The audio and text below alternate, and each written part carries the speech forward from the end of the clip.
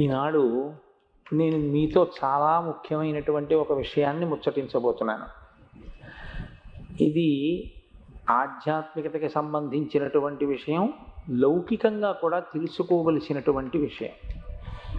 నేను ఎందుచేత ఈ మాట అంటున్నాను అంటే, మనకి లలితా సహస్రనామ స్తోత్రంలో వసిన్యాది దేవతలు అమ్మవారిని స్తోత్రం చేసినప్పుడు గోమాత అని పిలిచారు.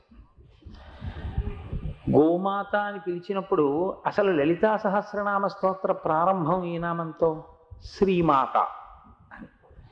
ఇప్పుడు వాళ్ళు వసిన్యాది దేవతలు గోవుని పిలవట్లేదు, అమ్మవారిని పిలుస్తున్నారు. అమ్మవారి యొక్క నామావళి చెప్తున్నారు వాళ్ళు. అమ్మవారి యొక్క గుణములు ప్రకాశించినటువంటి విధానాన్ని స్తోత్రం చేస్తున్నారు. ఆవిడ ముందే చేస్తున్నారు, ఆవిడ అంగీకరించింది ఆ స్తోత్రాన్ని. మీకు నేను లలితా సహస్రనామ స్తోత్ర వ్యాఖ్యానం చేసినప్పుడు దాని యొక్క పూర్వాంగంగా ఆ విషయాన్ని వివరించి ఉన్నాను ఇత పూర్వం. కాబట్టి ఇప్పుడు వసిన్యాది దేవతలు అమ్మవారి వంక చూసి అమ్మవారిని గోమాత అన్నారు. అంటే ఆవిడ తల ఊపి అంగీకరించింది, అవును నేను గోమాతని అంది. మీరు ఒక్క విషయాన్ని కొంచెం జాగ్రత్తగా పరిశీలించండి. పశువుల యొక్క కోవలోకి వచ్చేటటువంటిది గోవు కదా. ఆవు ఒక పశువు, అమ్మవారు జగజ్జనని, ఆవిడ్ని గోమాత అని పిలిచారు. ఆవిడే అంగీకరించింది. కేవలం ఒక ఆవుని పూజించమన్నటువంటి సందర్భంలో అన్నమాట, అమ్మవారే గోవుగా ఉందని వాళ్ళు అంటున్నారా? వసిన్యాది దేవతలు ఆ స్తోత్రం చేసినప్పుడు అమ్మవారు అంగీకరించి ఉన్నది కనుక ఖచ్చితంగా అమ్మవారే గోవుగా లోకంలో ఉంది. అందుకే వాళ్ళు ఉట్టి గోవు అని విడిచిపెట్టలేదు, వాళ్ళు గోమాత అన్నారు. ఇప్పుడు మీరు ఒక విషయాన్ని చాలా జాగ్రత్తగా పట్టుకునే ప్రయత్నం చేయండి. మాత అన్న శబ్దం ఎవరి పట్ల ఉపయోగింపబడుతుంది అంటే, ఎవరి పట్ల ప్రయోగిస్తామంటే, రెండు శరీరంలో ఉండేటటువంటి రెండు అంగములు ప్రత్యుత్పత్తి యందు, అనగా ప్రధానంగా శిశువు యొక్క శరీర పోషణమునందు ఉపకరించగలిగినటువంటి దేహస్థితి కలిగినటువంటి ప్రాణికి మాత అని పిలుస్తాం. ఒకటి గర్భమునందు బిడ్డని ధరించగలిగినటువంటిదై ఉండాలి. రెండు పుట్టినటువంటి శిశువుకి పాలివ్వగలిగినటువంటి స్తన్యమున్నదై ఉండాలి. ఎంత గౌరవించాయంటే శాస్త్రాలు ఈ మాతృత్వాన్ని. మగవాడు భగవంతుడి దగ్గరికి వెళ్ళి నమస్కారం చేస్తే సాష్టాంగ నమస్కారం. సాష్టాంగ అంటే అష్టాంగాలు, అష్ట అంగ 8 భూమికి తగలాలి. అందులో వక్షస్థలం తగలాలి, కడుపు తగలాలి. ఈ రెండు తగులుతూ తల తగలాలి, ఆ తర్వాత మోకాళ్ళు తగలాలి, పాదాలు తగలాలి, శిరస్సు తగలాలి, చుబుకం కూడా తగలాలి అని ఒక చోట ఒక శాస్త్రం చెప్తారు. కళ్ళు చెవులు తగలాలి. కానీ ఆడది నమస్కారం చేస్తే పంచాంగ నమస్కారమే, సాష్టాంగ నమస్కారం ఆడవాళ్ళకి లేదు. అంటే వాళ్ళు భూమి మీద బోర్లా పడుకుని నమస్కారం చెయ్యడాన్ని శాస్త్రం అంగీకరించలేదు. ఎందుకు అంగీకరించలేదో తెలుసా? నేల మీద పడి నమస్కారం చేయడం వినయమే అయినా నేల మీద పడితే అది దూష్యం అవుతుంది. ఇప్పుడు నేను ఒక పువ్వు పట్టుకుని ఈశ్వరుడికి ఆరాధన చేద్దాం అనుకుంటుంటే ఆ పువ్వు జారి నేల మీద పడిపోయింది అనుకోండి, నేను దాన్ని కొంచెం పక్కన పెట్టవలసి ఉంటుంది, నేను పూజలో ఉపయోగించడం కుదరదు. కాబట్టి భూమికి తగలడం అనేటటువంటిది మర్యాదతో కూడి చేసే నమస్కారమే అయినా ఆడదాని విషయంలో శాస్త్రం ఎంత గౌరవంగా మాట్లాడిందంటే, ఆమె వక్షస్థలము ఆమె కడుపు నేలని తాకక్కర్లేదు అని. ఎందువల్ల అంటే ఈ లోకమంతా సృష్టి జరుగుతోందంటే ఆడదాని యొక్క శరీరంలో ఉన్న వక్షస్థలం పోషిస్తోంది, పాలిచ్చి పోషిస్తోంది తల్లి. ఆమె కడుపు ఈ సృష్టి అంతా జరగడానికి గర్భాలయమై ఆధారమై ఉంది. ఇవాళ కోటేశ్వరరావు అనబడేటటువంటి ఈ శరీరం ఉన్నది అంటే, ఇవాళ నేను ఉపన్యాసం చెప్పగలుగుతున్నాను అంటే, నన్ను మీ అందరూ గౌరవిస్తున్నారు అంటే, ఒకానొకనాడు నా తల్లి నా ఈ శరీరాన్ని కడుపులో పెట్టుకుని భరించింది 9 నెలలు. ఈ శరీరం బయటికి వచ్చినప్పుడు ఏది తిని బతకడం చేతకాని స్థితిలో మా అమ్మ తన పాలు నాకు ఇచ్చి నన్ను పెంచి పెద్ద చేసింది. ఆ 2 పనులు మా అమ్మ చేసి ఉండకపోతే కోటేశ్వరరావు అనబడేటటువంటి శరీరం లేదు. వ్యక్తిగతంగా ఇది నా విషయం అయితే సృష్టిలో ఎవరికైనా అంతే కదా, నాకు ఒక్కడికే కాదుగా సిద్ధాంతం. కాబట్టి ఇప్పుడు అసలు సృష్టి ఉన్నది అంటే ఆడదాని శరీరంలో ఉన్నటువంటి ఆ రెండు అంగముల పట్ల అంత గౌరవాన్ని ప్రకటించింది సనాతన ధర్మం. అందుకే సనాతన ధర్మంతో సమానంగా నిలబడగలిగినటువంటి స్థితి, అంత పవిత్రమైన దృష్టికోణం అందరికీ ఉండదు. కాబట్టి అంత పరమ పవిత్రమైనవి కనుక, జగత్తు యొక్క సృష్టికి ఆధారభూతమైనవి కనుక, స్త్రీ యొక్క వక్షస్థలము కానీ స్త్రీ యొక్క కడుపు కానీ పరమేశ్వరునికే నమస్కారం చేసినా భూమికి తగలక్కర్లేదండి. కాబట్టి పంచాంగ నమస్కారం చేస్తే చాలు. మగవాడు కూడా పంచాంగ నమస్కారం చెయ్యొచ్చు. ఎప్పుడు చెయ్యొచ్చు అంటే, ప్రాంతం చాలా ఇరుకుగా ఉండి అక్కడ సాష్టాంగ నమస్కారం చేయడం కుదరదు అనుకుంటే మాత్రమే సాష్టాంగం చేయకుండా పంచాంగం చెయ్యొచ్చు. కానీ గురువు గారు కనపడితే మాత్రం పంచాంగం చేయడం శాస్త్రం అంగీకరించదు. గురువు గారికి ఎప్పుడూ సాష్టాంగమే. ఎందుకంటే గురువు ముగ్గురు మూర్తుల యొక్క సమిష్టి స్వరూపమై ఉంటాడు. గురుర్బ్రహ్మ, గురుర్విష్ణు, గురుర్దేవో మహేశ్వర, గురు సాక్షాత్ పరబ్రహ్మ, తస్మై శ్రీ గురవే నమః. గురువుకి మాత్రం ఎప్పుడూ సాష్టాంగ నమస్కారమే చెయ్యాలి. కనుక ఇంత పరమ పవిత్రంగా చూస్తుంది మాతృత్వాన్ని సనాతన ధర్మం.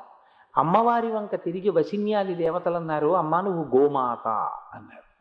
ఇప్పుడు కేవలం పశుత్వాన్ని చెప్పట్లేదు, ఒక ఆవుని చెప్పట్లేదు. మీరు జాగ్రత్తగా గమనిస్తే చాలా పెద్దపీట వేసి మాట్లాడుతున్నారు. గోస్వరూపములో ఉన్నటువంటి తల్లివి నువ్వు అన్నారు.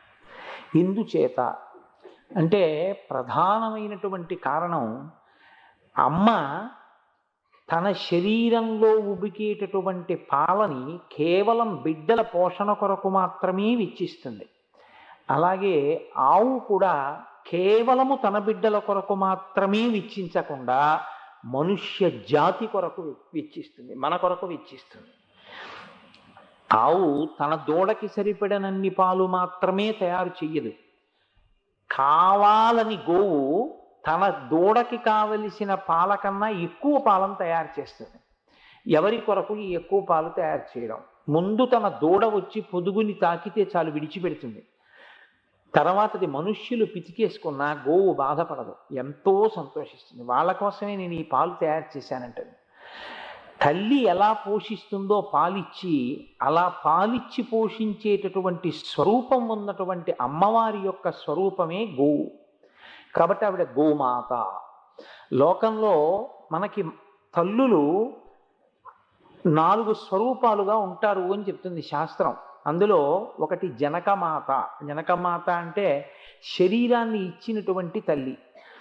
రెండవ వారు భూమాత, ఈ భూమి తల్లి. మూడవది శ్రీమాత, నాలుగవది గోమాత. అందుకని నలుగురుగా ఉంటుంది ఆ మాతృత్వం. ఇందులో చాలా చాలా గమనించదగ్గ విషయం ఏమిటంటే, వేదం ఒక ఆశ్చర్యకరమైనటువంటి విషయాన్ని ప్రకటన చేసేది. మీరు ఏదైనా ఒక విషయాన్ని దానం చేశారనుకోండి, ఒక వస్తువుని దానం చేశారనుకోండి, ఒక వస్త్రద్వయాన్ని, ఒక పంచెలచా పట్టుకొట్టి దానం చేశారనుకోండి ఎవరికో, ఇదం న మమ అంటూను, చతుర్థి విభక్తి వేసి దానం చేస్తే మీరు ఒక పంచెలచాపు ఇచ్చారు అని మీ ఖాతాలో వేస్తారు. మీరు పట్టుకొచ్చి ఒక 2 పళ్ళు ఇచ్చారనుకోండి ఎవరికో, మీరు 2 పళ్ళు ఇచ్చారు అని వేస్తారు మీ ఖాతాలో. ఒక ఆవునిస్తే 1000 ఆవులు ఇచ్చారు అని ఖాతాలో వేస్తారు. ఎందుచేత అంటే వేదం గోవు విషయంలో, గోమాత విషయంలో అంత విశాల హృదయంతో మాట్లాడింది. వాడి జన్మాంతరంలో ఒక్క గోవుని కానీ వాడు దానం చేస్తే వాడు 1000 గోవులు ఇచ్చిన ఫలితం వాడి ఖాతాలో వేసేవాడు. మరి 1000 గోవులు ఇచ్చినటువంటి ఫలితం మీ ఖాతాలో వేశారనుకోండి, మరి పుచ్చుకున్న వాడి ఖాతాలో ఏం పడుతుంది? 1000 గోవులు పుచ్చుకున్న ఫలితం పడుతుందా పడదా? ఖచ్చితంగా పడిపోతుంది. పడిపోయినప్పుడు అన్ని గోవులు దానం పుచ్చేసుకున్నప్పుడు ఆయన యొక్క తేజస్సు క్షీణిస్తుంది. కాబట్టి ఇప్పుడు ఆయన ఎంత గాయత్రి చేయాలి? ఆయనకి పైన లౌకికంగా చూసినప్పుడు వచ్చినది ఒక్క గోవు, కానీ ఆయన ఆధ్యాత్మిక ఖాతాలో మాత్రం ఆయన 1000 గోవులు దానం పట్టినట్టుగా ఆయన ఖాతాలో వేస్తారు. అందుకని వేదం అంది, ఒక్క గోదానం పుచ్చుకున్నప్పుడు మాత్రం నీళ్లు విడిచిపెట్టి చతుర్థి విభక్తితో గోదానాన్ని పుచ్చుకుంటే గోదానం పుచ్చుకున్న ఉత్తర క్షణంలో అక్కడ ఉండకుండా పక్కకి వెళ్ళిపోయి కొంతసేపు ఒక మంత్రాన్ని జపం చేయమని చెప్పింది. ఆ మంత్ర జపం చేస్తే తప్ప 1000 గోవులు పుచ్చుకున్నటువంటి స్థితి పోదు. ఆ మంత్రాన్ని జపం చేస్తే అతను 1 గోవు పుచ్చుకున్నటువంటి స్థితిని అతని ఖాతాలో వేస్తారు. మీకు మాత్రం 1 గోవే ఇచ్చినట్టుగా వేరు, 1000 గోవులు ఇచ్చినట్టు వేసేస్తారు. ఇది వేదం ఇంకా దేనికి వేయలేదు. ఏకాసిన సహస్రం మే కాంత్వా భూతాం ప్రతిగృహామి. ఈ మంత్రాన్ని జపం చేయాలి గోవుని దానం పుచ్చుకుంటే. నా సొంతం అనుకుంటున్నారేమో, నేను వేదంలోంచి చెప్తున్నాను ఈ మాట. వేదం చెప్పింది ఈ మంత్రం చదువుకోవలసి ఉంటుంది గోదానం పుచ్చుకున్నవాడు అని. దీన్ని జపం చేస్తే చాలాసేపు ఆయన 1 గోవు పుచ్చుకున్నట్టే వేస్తారు. ఆయన 1 గోవే పుచ్చుకున్నాడు కదండి, కాబట్టి ఇప్పుడు మళ్ళీ నేను చేసిన దానం 1కి వస్తుందా? రాదు, 1000 ఉంటుంది. 1 గోవుని దానం చేస్తే ఎందుకంత శక్తి ఇచ్చారు అని అడిగారు. అడిగితే దాని గురించి ఒక ఆశ్చర్యకరమైన విషయాన్ని ప్రతిపాదన చేస్తారు. అందులో ఒక మాట అంటారు, నగోదానా తత్పరం దానం. గోదానమును మించినటువంటి దానము లోకంలో లేదు. ఎందుచేత లేదు? సా గౌ న్యాయార్జిత దత్త కృత్స్నం తారయతే కులం. న్యాయార్జితమైనటువంటి విత్తంతో అన్యాయార్జితమైనటువంటి విత్తం గోదానమునందు కలవకూడదు. కష్టపడి సంపాదించిన న్యాయార్జితమైన విత్తంతో 1 గోవుని కానీ దానం చేస్తే ఆ వ్యక్తిని తరించడం అన్న స్థితిని ఇవ్వరు. ఆ వ్యక్తి ఏ వంశంలో పుట్టాడో ఆ వంశం అంతా తరించిపోతుంది 1 గోవుని దానం చేస్తే. గోదానం అంత గొప్పదిగా వేదం ప్రకటిస్తోంది. అంత గొప్ప స్థితి గోవుకి ఎందుకు ఇవ్వబడింది అంటే ఒక్కటే కారణం. గోవు చతుర్ముఖ బ్రహ్మగారి సృష్టిలోనిది కాదు. బ్రహ్మగారు అన్ని ప్రాణులను సృష్టించాడు, కానీ గోవు బ్రహ్మగారు సృష్టించినది కాదు. ఆయన తయారు చేయలేదు గోవుని. మరి ఎక్కడిది గోవు? వేదంలో దీని గురించి ఒక ప్రకరణం ఉంది గోవు గురించి. అందులో దీనికి సంబంధించిన రహస్యం చెప్తారు. ప్రజాపతి ఒకానొకప్పుడు వసువుల్ని ఆదేశించాడు. మీరు 365 రోజుల పాటు ఒక హోమాన్ని చెయ్యండి అన్నాడు. 365 రోజులు ఎడతెగనటువంటి సత్రయాగం చేశారు వాళ్ళు. ఆ సత్రయాగం చేసినప్పుడు యజ్ఞగుండంలోంచి ఆవిర్భవించింది ఒక ఆవు. అప్పుడు వచ్చినటువంటి ఆవు, దానితో పాటు వచ్చినటువంటి ఎద్దు, ఈ రెండిటి సంతతిగా తర్వాతి కాలంలో గోవులన్నీ వచ్చాయి. కాబట్టి గోవుని బ్రహ్మగారు సృష్టించలేదు. అది 365 రోజుల పాటు వసూలు చేసిన సత్రయాగ ఫలితంగా వచ్చినటువంటి ప్రాణి. ఆ గోవు యొక్క శరీరంలోకి 33 కోట్ల మంది దేవతలు ఆవాహన అయ్యి ఉంటారు. వేదం 11 స్థానాలు చెప్పింది. ఇవి మీరు ఎప్పుడైనా సరే, ఎక్కడ ఉన్నా సరే, మీరు నిలబడి పూజనీయమైనటువంటి ప్రదేశంగా ఆరాధింపబడుతుంది. అంటే పూజనీయత అంటే మీకు నేను మాట చెప్తాను. ఇప్పుడు నా ఇల్లు ఉందనుకోండి, నా ఇంట్లోనే నేను పూజ చేసుకోవాలి అనుకుంటే ఎక్కడికి వెళ్తాను? నా ఇంట్లోనే పూజ చేసుకోవాలంటే ఎక్కడికి వెళ్ళాలి? పూజాగృహంలోకి వెళ్ళాలి. కానీ వేదం 11 స్థానాలని నిర్ణయం చేసింది. ఇవి ఎప్పుడూ నువ్వు పూజ చేయడానికి యోగ్యమైనవే. అవి 1 అగ్నిహోత్రం, 2 సూర్యభగవానుడు, సాక్షాత్తు అమ్మవారి స్వరూపంగా ఉండే వస్తువులలో ఉప్పు, 4 గోవు. ఇటువంటివి 11 స్థానాలు ఉన్నాయి. ఆ 11 స్థానాల్లో గోవు 1. గోవు ఎప్పుడూ పూజనీయమైంది. అది స్నానం చేసిందా, దాని ఒంటి మీద ధూళుందా, ఇవేవీ మీకు అనవసరం. ఒక గోవు అలా వెళ్ళిపోతుంటే మీరు అలా వెళ్ళిపోతున్నారు అనుకోండి, మీరు అరటిపండు తీసుకొచ్చి గోవుకి తినిపించి వెళ్ళిపోయారనుకోండి, 33 కోట్ల మంది దేవతలు ప్రీతి చెందిపోతారంతే. అది 1 గోసేవ అయింది. ఎందుకు ఇచ్చారో తెలుసా ఆ శక్తిని? దానికి వేదం ఒక మాట చెప్పింది, ఇలా ఎందుకు ఇస్తున్నామో నీకు తెలుసా అని అడిగింది.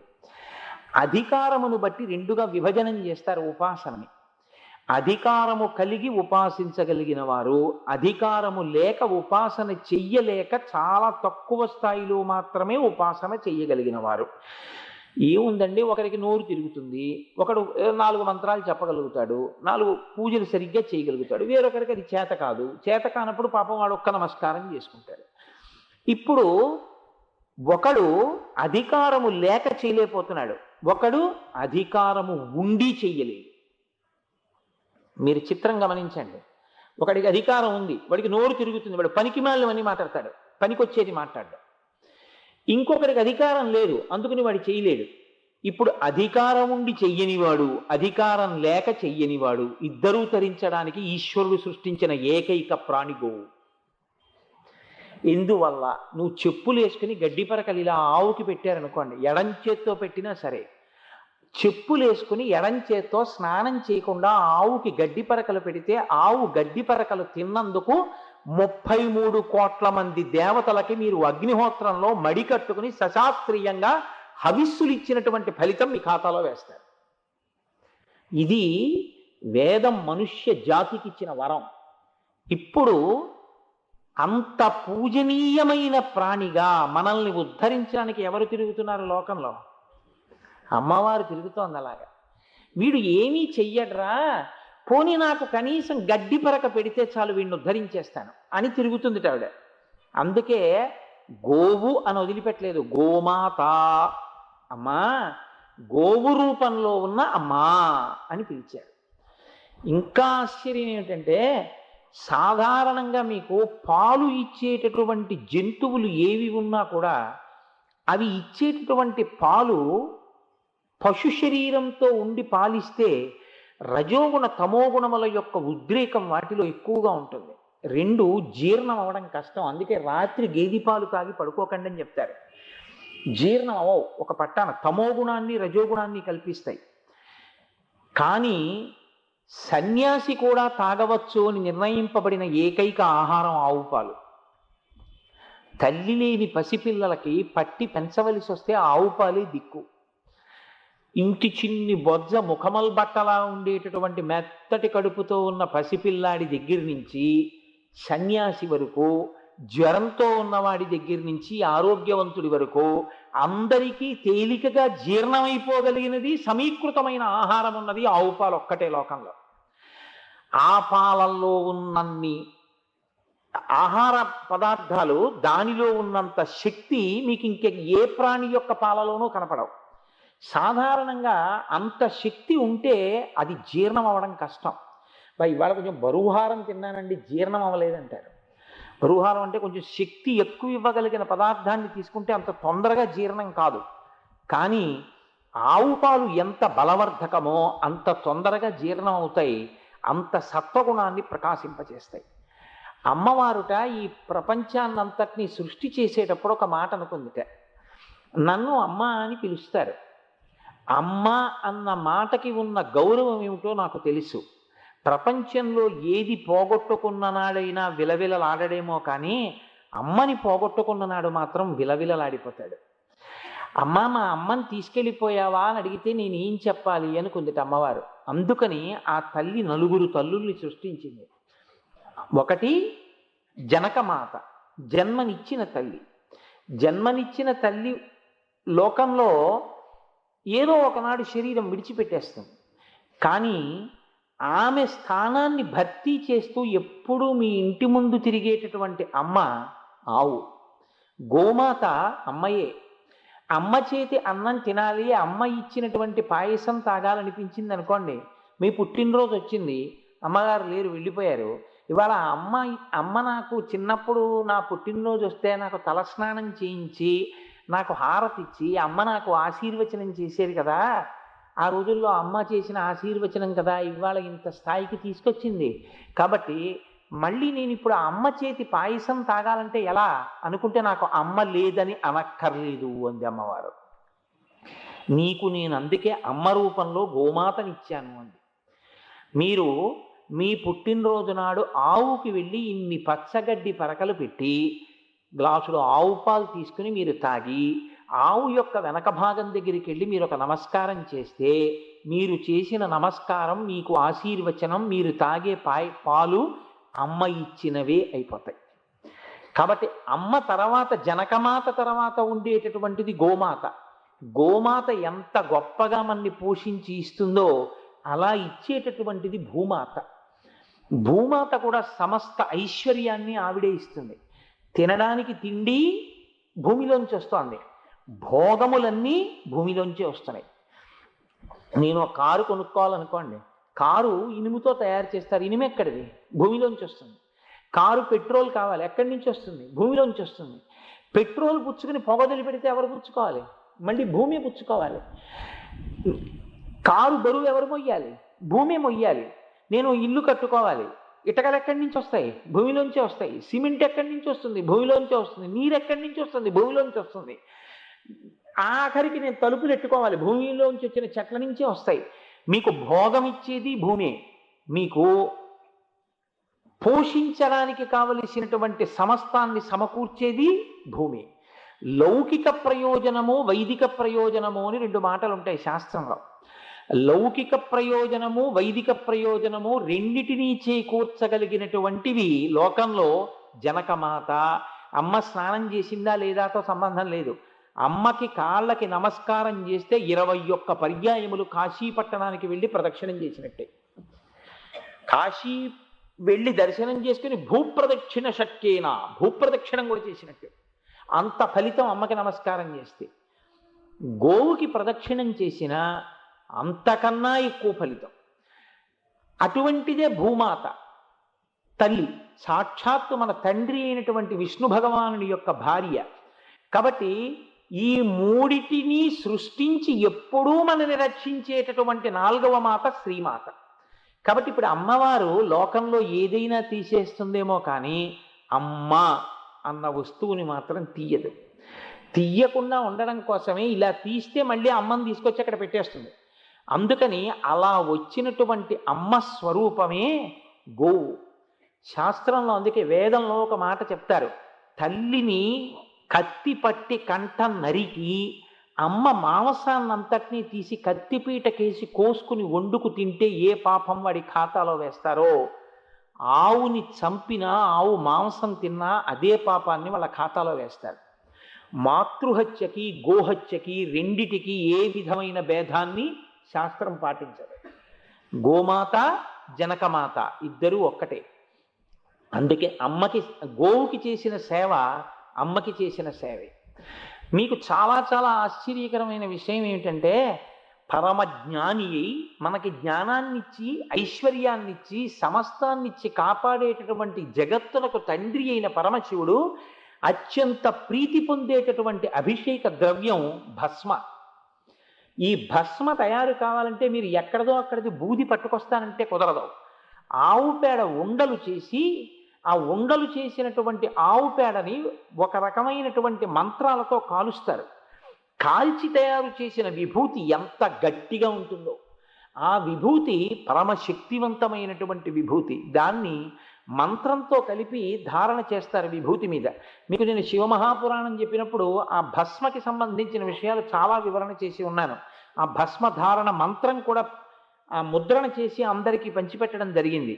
ఆ భస్మ అంత గొప్పది, అది కేవలం ఆవు పేడలోంచి వస్తుంది. ఇంకా ఆశ్చర్యకరమైన విషయం ఏమిటంటే, మీరు ఒక దేవాలయంలోకి వెడితే మిమ్మల్ని పునీతం చేయగలిగినవి రెండు ఉంటాయి. ఒకటి దేవాలయపు పుష్కరిణి, రెండు అంతరాలయమునందున్న మూర్తి. ఇప్పుడు నా పాపం పోవాలనుకోండి, ఎవరు పోగొట్టాలి? నేను వెళ్ళి ఆయన ముందు నిలబడితే అయ్యప్ప స్వామి పోగొట్టాలి నా పాపాన్ని. రెండు ఏది పోగొట్టాలి? దేవాలయ ప్రాంగణంలో ఉన్నటువంటి పుష్కరిణి పోగొట్టాలి. అందులోనే స్నానం చేశాను అనుకోండి, నా పాపం పోతుంది. పుష్కరిణిని కడుపులో పెట్టుకుని 33 కోట్ల మంది దేవతల్ని ఒంట్లో పెట్టుకుని మీ దగ్గరికే తిరిగేటటువంటి దేవాలయం గోమాత. ఎందుకో తెలుసా? అది తాగి లోపలికి వెళ్ళిన నీళ్లు మూత్రం అయితే గోమూత్రం పుష్కరిణులన్నింటికన్నా గొప్ప పుష్కరిణి. దానిలోనున్న మూత్రమే పుష్కరిణి. అది గోమూత్రాన్ని విసర్జిస్తుంటే దాని తోకతో ఇలా పట్టి ఇలా చల్లుకుంటే చాలు, మీరు సమస్త తీర్థములలో స్నానం చేసిన ఫలితాన్ని మీకు వేసేస్తారు. ఇంకా ఆశ్చర్యం ఏమిటంటే, ఇవన్నీ దేనివల్ల వచ్చాయి? అమ్మవారు తిరుగుతోంది గోరువు రూపంలో, గోమాత. అందుకని గోవును విడిచిపెట్టలేదు వసిన్యాని దేవతలు, గోమాత పిలిచారు. ఆవు పేడ వేస్తుంది. పిపీలికాది పర్యంతంలో ఏ ప్రాణి విసర్జించినటువంటి మలమైనా సరే దుర్గంధ భూయిష్టమై ఉంటుంది. సరికదా దాన్ని కానీ అలాగే ఉంచితే వ్యాధికారకమైనటువంటి క్రిములను అది బాగా వాతావరణంలోకి ప్రవేశపెడుతుంది. కానీ ఒక్క ఆవు వేసేటటువంటి మలం మాత్రం, గోమయం మాత్రం సహజంగా వ్యాధికారకమైనటువంటి క్రిములను నిర్మూలించగలిగిన శక్తితో ఉంటుంది. అత్యంత సుగంధభరితమైనటువంటి మలం సృష్టి మొత్తం మీద ఒక్క గోవు యొక్క గోమయమే.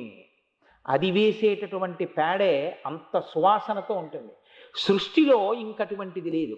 మీకు నేను ఒక మాట చెప్తాను, వేదాంతర్గతమైనటువంటి విషయాల్ని మీకు నేను ఇవాళ మనవి చేస్తున్నాను. వేదం ఒక మాట చెప్తుంది, పాపములు ఎంతవరకు పట్టుకుని ఉంటాయో చెప్తుంది. చేసే పాపాలు ఎక్కువ అవుతున్నాయి అనుకోండి, ఎక్కువ అవుతుంటే లోపలికి పట్టుకుంటాయి. ఎలా పట్టుకుంటాయి అంటే, త్వక్ అంటే చర్మాన్ని పట్టుకుంటాయి, అస్థి అంటే ఎముకల్ని కూడా పట్టుకుంటాయి. అందుకని యత్ త్వక్ అస్థి గతం పాపం అది దేహే తిష్టతి మామకాహ. వేదంలో చెప్తారు ఈ మంత్రాన్ని. ప్రాసనం పంచగవ్యంచ. మీరు ఆ పంచగవ్యాల్ని కానీ మంత్రపూర్వకంగా లోపలికి పుచ్చుకున్నారనుకోండి, అలా పుచ్చుకున్నటువంటి ఉత్తర క్షణంలో అగ్నిరేంధరం, ఇంధనాన్ని అగ్ని ఎలా కాల్చేస్తుందో, ఇక్కడ కిరసనాయిలు పోసి ఉంటే అగ్ని తగిలిందనుకోండి, ఒక్కసారి భగ్గును ఎలా మండిపోతుందో, పంచగవ్యాన్ని నోట్లోకి పుచ్చుకోగానే త్వక్కి అస్థికి పట్టిన పాపాలు కూడా కాలిపోతాయి. అంత శక్తి ఎవరికి ఉంది అంటే ఒక్క పంచగవ్యానికే ఉంది. పంచగవ్యం అంటే 5 ఆవులోంచే వస్తాయి. ఆవు పాలు, ఆవు పెరుగు, ఆవు నెయ్యి, ఆవు పేడ, ఆవు యొక్క మూత్రం. ఈ 5టిని ఒక గిన్నెలోకి కలుపుతారు. కలిపి పంచగవ్య ప్రాసనము అంటారు. సమంత్రకంగా దాన్ని నోట్లోకి పుచ్చుకొమ్మని చేతిలో వేస్తారు. వేసినప్పుడు ఆ పంచగవ్యాన్ని పుచ్చుకుంటే దాని వలన లోపల ఉండేటటువంటి పాపములన్నీ కూడా దహింపబడతాయి. అంత శక్తి కలిగినటువంటి పదార్థములన్నీ కూడా ఆవు యొక్క శరీరంలోంచే బయటకు వస్తాయి. మీకు ఇంకా ఆశ్చర్యం ఏంటంటే, ఆవు శరీరం వదిలిపెట్టిన తర్వాత 3 రకాలుగా ఈశ్వరుణ్ణి సేవిస్తుంది. సృష్టిలో ఇంకెవరలా సేవించరు, ఒక్క ఆవే సేవిస్తుంది అలాగా. నేను మీకు ముందే మనవి చేశాను, వీటి కోసం అని ఆవుని చంపకూడదు. ఆవుని చంపితే కన్న తల్లిని చంపినట్టే. ఆవు తనంత తాను చనిపోయిన తర్వాత ఉపయోగించాలి వాటిని. ఆవు చర్మం ఢమరుకగా, మృదంగంగా ఈశ్వరుడి దగ్గర వాద్యం ఘోషయామి అన్నప్పుడు వాయిస్తారు. ఇప్పుడు రేపు సాయంకాలం ప్రారంభం అవుతుంది. అమ్మవారు పరమ సంతోషాన్ని ఎప్పుడు పొందుతుందంటే దర్బార్ చేస్తారు. శారదా నవరాత్రుల్లో దర్బార్ చెయ్యాలి తప్పకుండా. ఎందుకంటే దర్బార్ అంటే అందులోకి అందరూ ప్రవేశించవచ్చు. అన్నీ కొంతమందికే పరిమితం చేశామనుకోండి, అప్పుడు మిగిలిన వాళ్ళు ఎలా తరిస్తారు? దర్బార్ ప్రతిరోజు ఉండాలి. దర్బార్ అంటే అందరూ వచ్చి కూర్చుంటారు. అమ్మవారి అనుగ్రహం ఎవరికి ఉందో వాళ్ళు అమ్మవారి దర్బార్లో కూర్చుంటారని గుర్తు. రాజుగారి దర్బార్లో నేను కూర్చున్నాను అంటే రాజుగారి అనుగ్రహం నాకు ఉండబట్టే కదా దర్బార్లోకి వెళ్ళాను. అమ్మవారి దర్బార్లోకి వచ్చి కూర్చున్నారంటే అమ్మవారి అనుగ్రహం ఉందని గుర్తు. పునఃపూజ అయిపోయిన తర్వాత అమ్మవారికి రాజోపచారాలు చేస్తారు. చేసినప్పుడు వాద్యం ఘోషయామి అంటారు. అంటే ఏ మృదంగమో వీణో ఏదో వాయిస్తారు. అప్పుడు ఆ మృదంగం వాయించాలి అంటే ఆ మృదంగానికి ఆవు చర్మంతో తయారు చేయబడి ఉంటుంది. ఆ చర్మం మోగుతుంది. అది ఆ ఆవు చర్మం, ఆవు వెళ్ళిపోయినా కూడా ఈశ్వరుణ్ణి సేవిస్తూనే ఉంటుంది. 2 గోరోచనం. గోరోచనం అంటే ఆవు పుట్టింది మొదలుకొని పనికిరానటువంటి గడ్డి లోకంలో ఉన్నదంతా తింటూ ఒక తెల్లటి కాగితాన్ని తీసుకొని, మనం బట్టలు కుట్టే సూది ఉంటుందే, ఆ సూదిని కొద్దిగా తగలకుండా కాటుక మీద గుచ్చి ఆ తెల్ల కాగితం మీద ఇలా అంటే ఎంత నల్ల చుక్క పడుతుందో, ఒక రోజు అది తిన్న గడ్డిలోంచి అంత చిన్ని చుక్కంత గోరోచనాన్ని తయారు చేసుకుంటూ వెడుతుంది బతికున్న నాళ్ళు.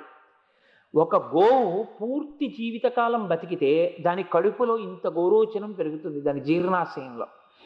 గోరోచనాన్ని బతికున్న గోవుని చంపి తీస్తే కన్న తల్లిని చంపి ప్రేగులు మెళ్ళో వేసుకున్నట్టే. నేను మళ్ళీ చెప్తున్నాను, ఎందుకంటే ఎవరైనా పొరపాటు పడతారేమో నాకు భయం. తనంత తానుగా మరణించిన తర్వాత, అంటే దాని ఆయుర్దాయం అయిపోయి గోవు వెళ్ళిపోయిన తర్వాత గోవు కడుపు కోసి ఆ గోవు కడుపులో గోరోచనం ఎక్కడుంటుందో గుర్తించగలిగిన ప్రజ్ఞ కలిగిన వాళ్ళు గోరోచనాన్ని తీస్తారు. తీసి దాన్ని తీసుకొచ్చి భగవంతుని యొక్క అంతరాలయంలో కాలుస్తారు. కాలిస్తే అందులోంచి అపారమైన సువాసనలు వెదజల్లుతుంది ఆ గోరోచనం.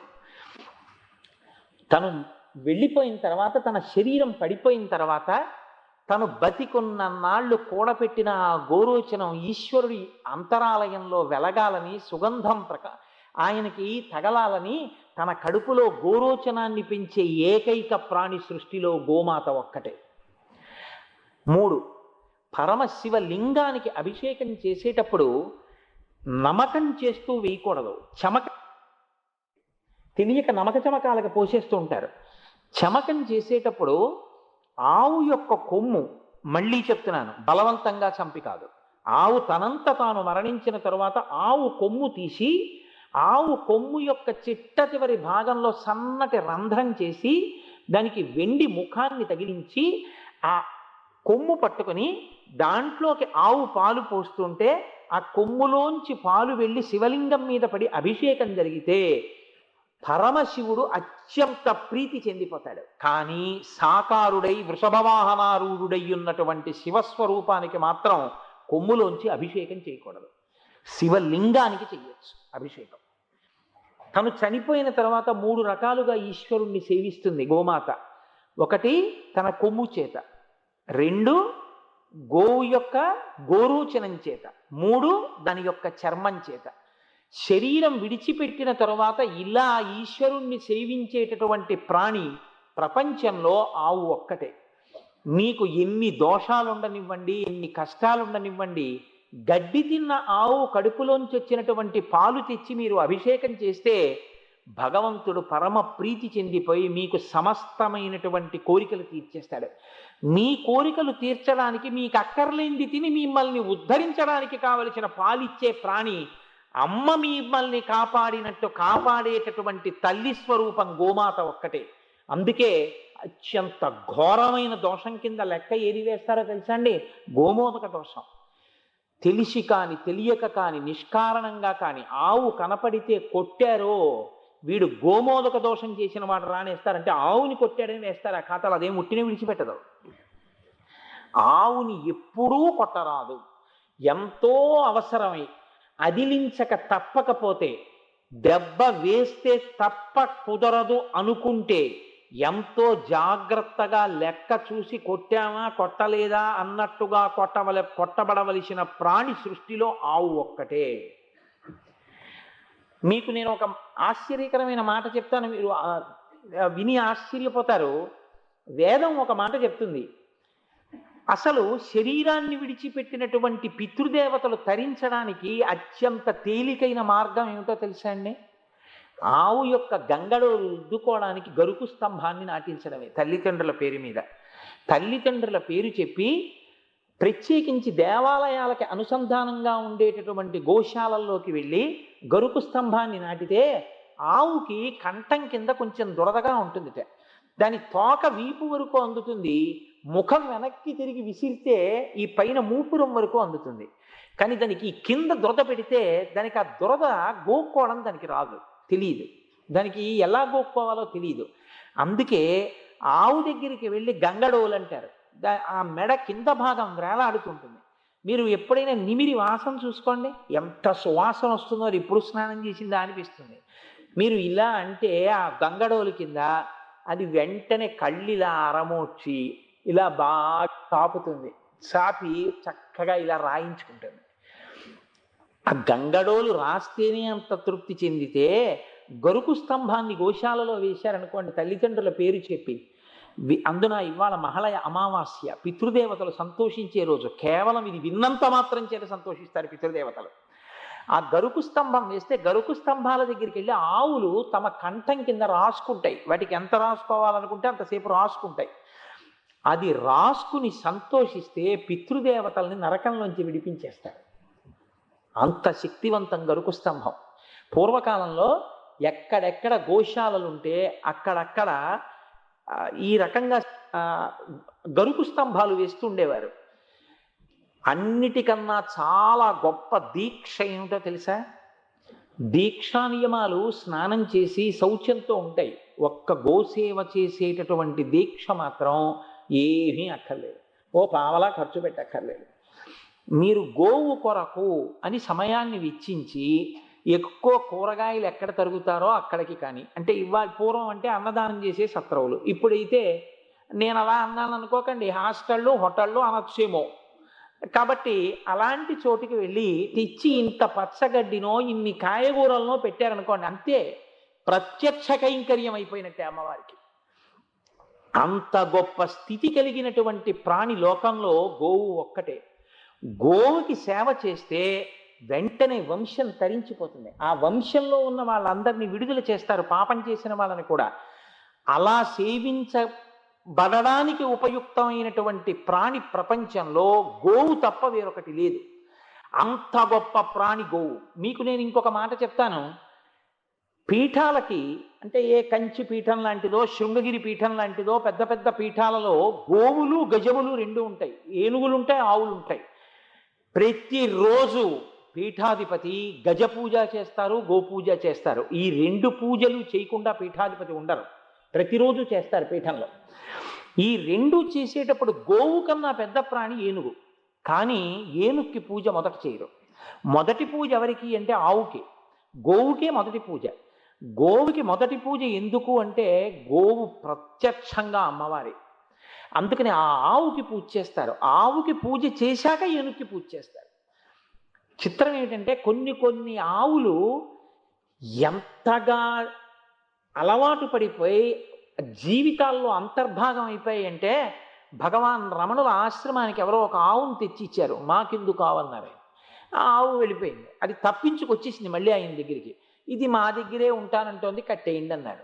కొన్ని సంవత్సరాలు అయ్యేటప్పటికి దానికి మహాలక్ష్మి అని పేరు పెట్టారు. దాని సంతతి ఎన్ని దూడలైపోయాయో రమణాశ్రమంలో, ఎన్ని ఆవులో ఎన్ని దూడలో. అది అందరినీ పొడుస్తోందని దాని ముక్కుకో తాడేశారు. తాడు వేస్తే దాని ముక్కులోంచి కొంచెం నెత్తురు వచ్చింది.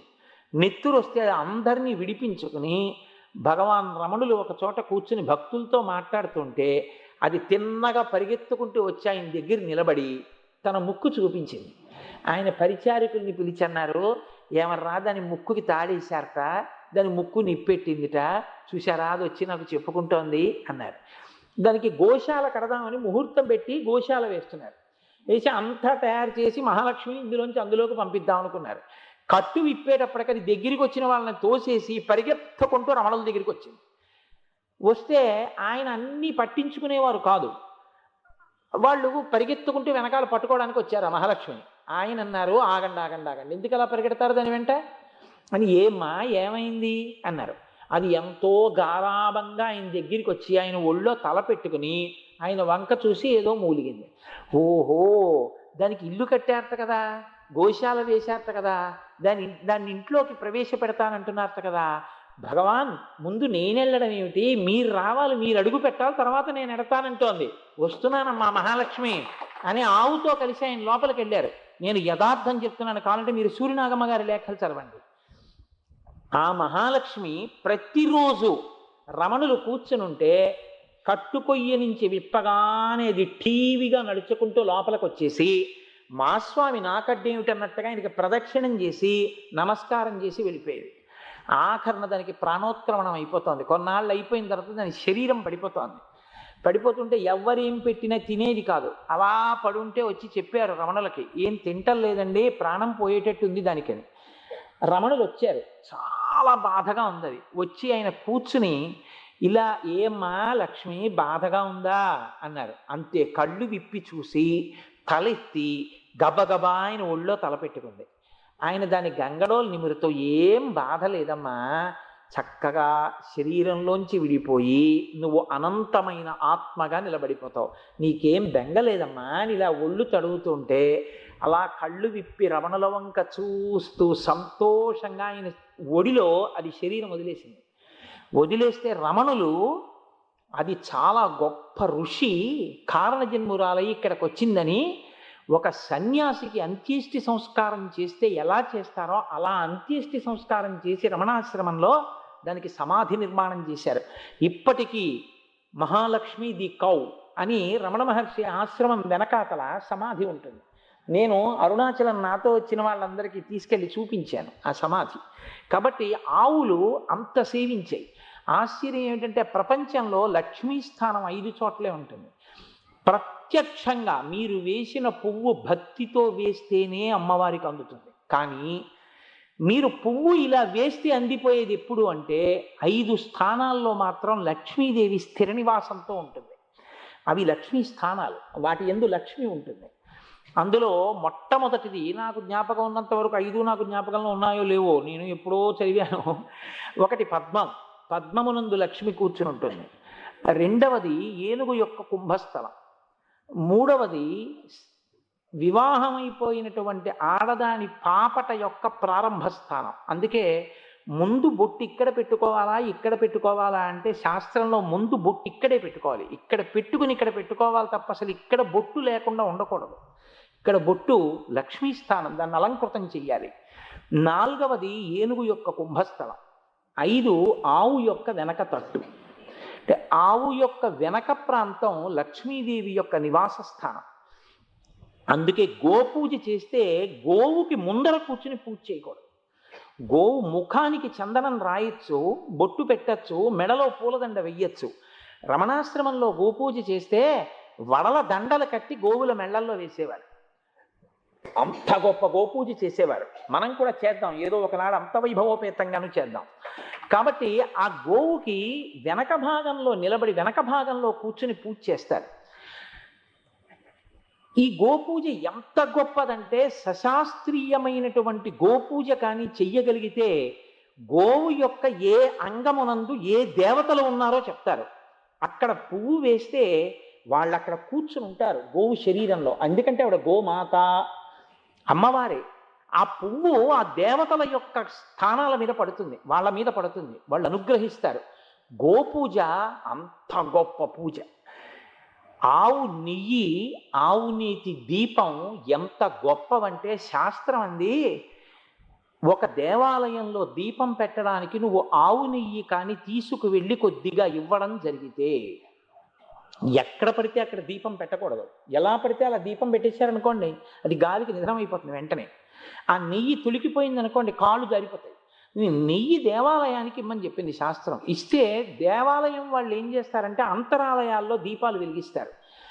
ఆవు నెయ్యి తీసుకెళ్ళి దేవాలయానికి ఇచ్చినప్పుడు అది చండీ హోమంలో పడినా ఆ ఆవు నెయ్యి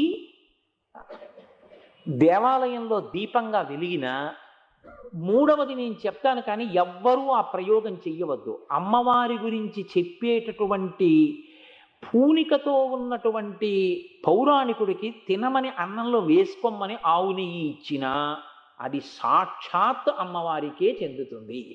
తేలికగా తరించడానికి మార్గం ఏం చెప్పిందంటే ఆవు నీతిని ఇలా వినియోగించు అని చెప్పింది. అయ్యా చండీ హోమంలో వినియోగం చేయ, చండీ హోమం అంత శక్తివంతం. అసలు ఆవిడ కోపస్వరూపంతో ఉంటుంది. ఆ హోమం చేసి మీరు చూడండి ఎంత గొప్పగా జరుగుతుందో చండీ హోమం. ఇలాంటి అవకాశం జార విడుచుకోకండి, మళ్ళీ రమ్మంటే వచ్చేవి కావు.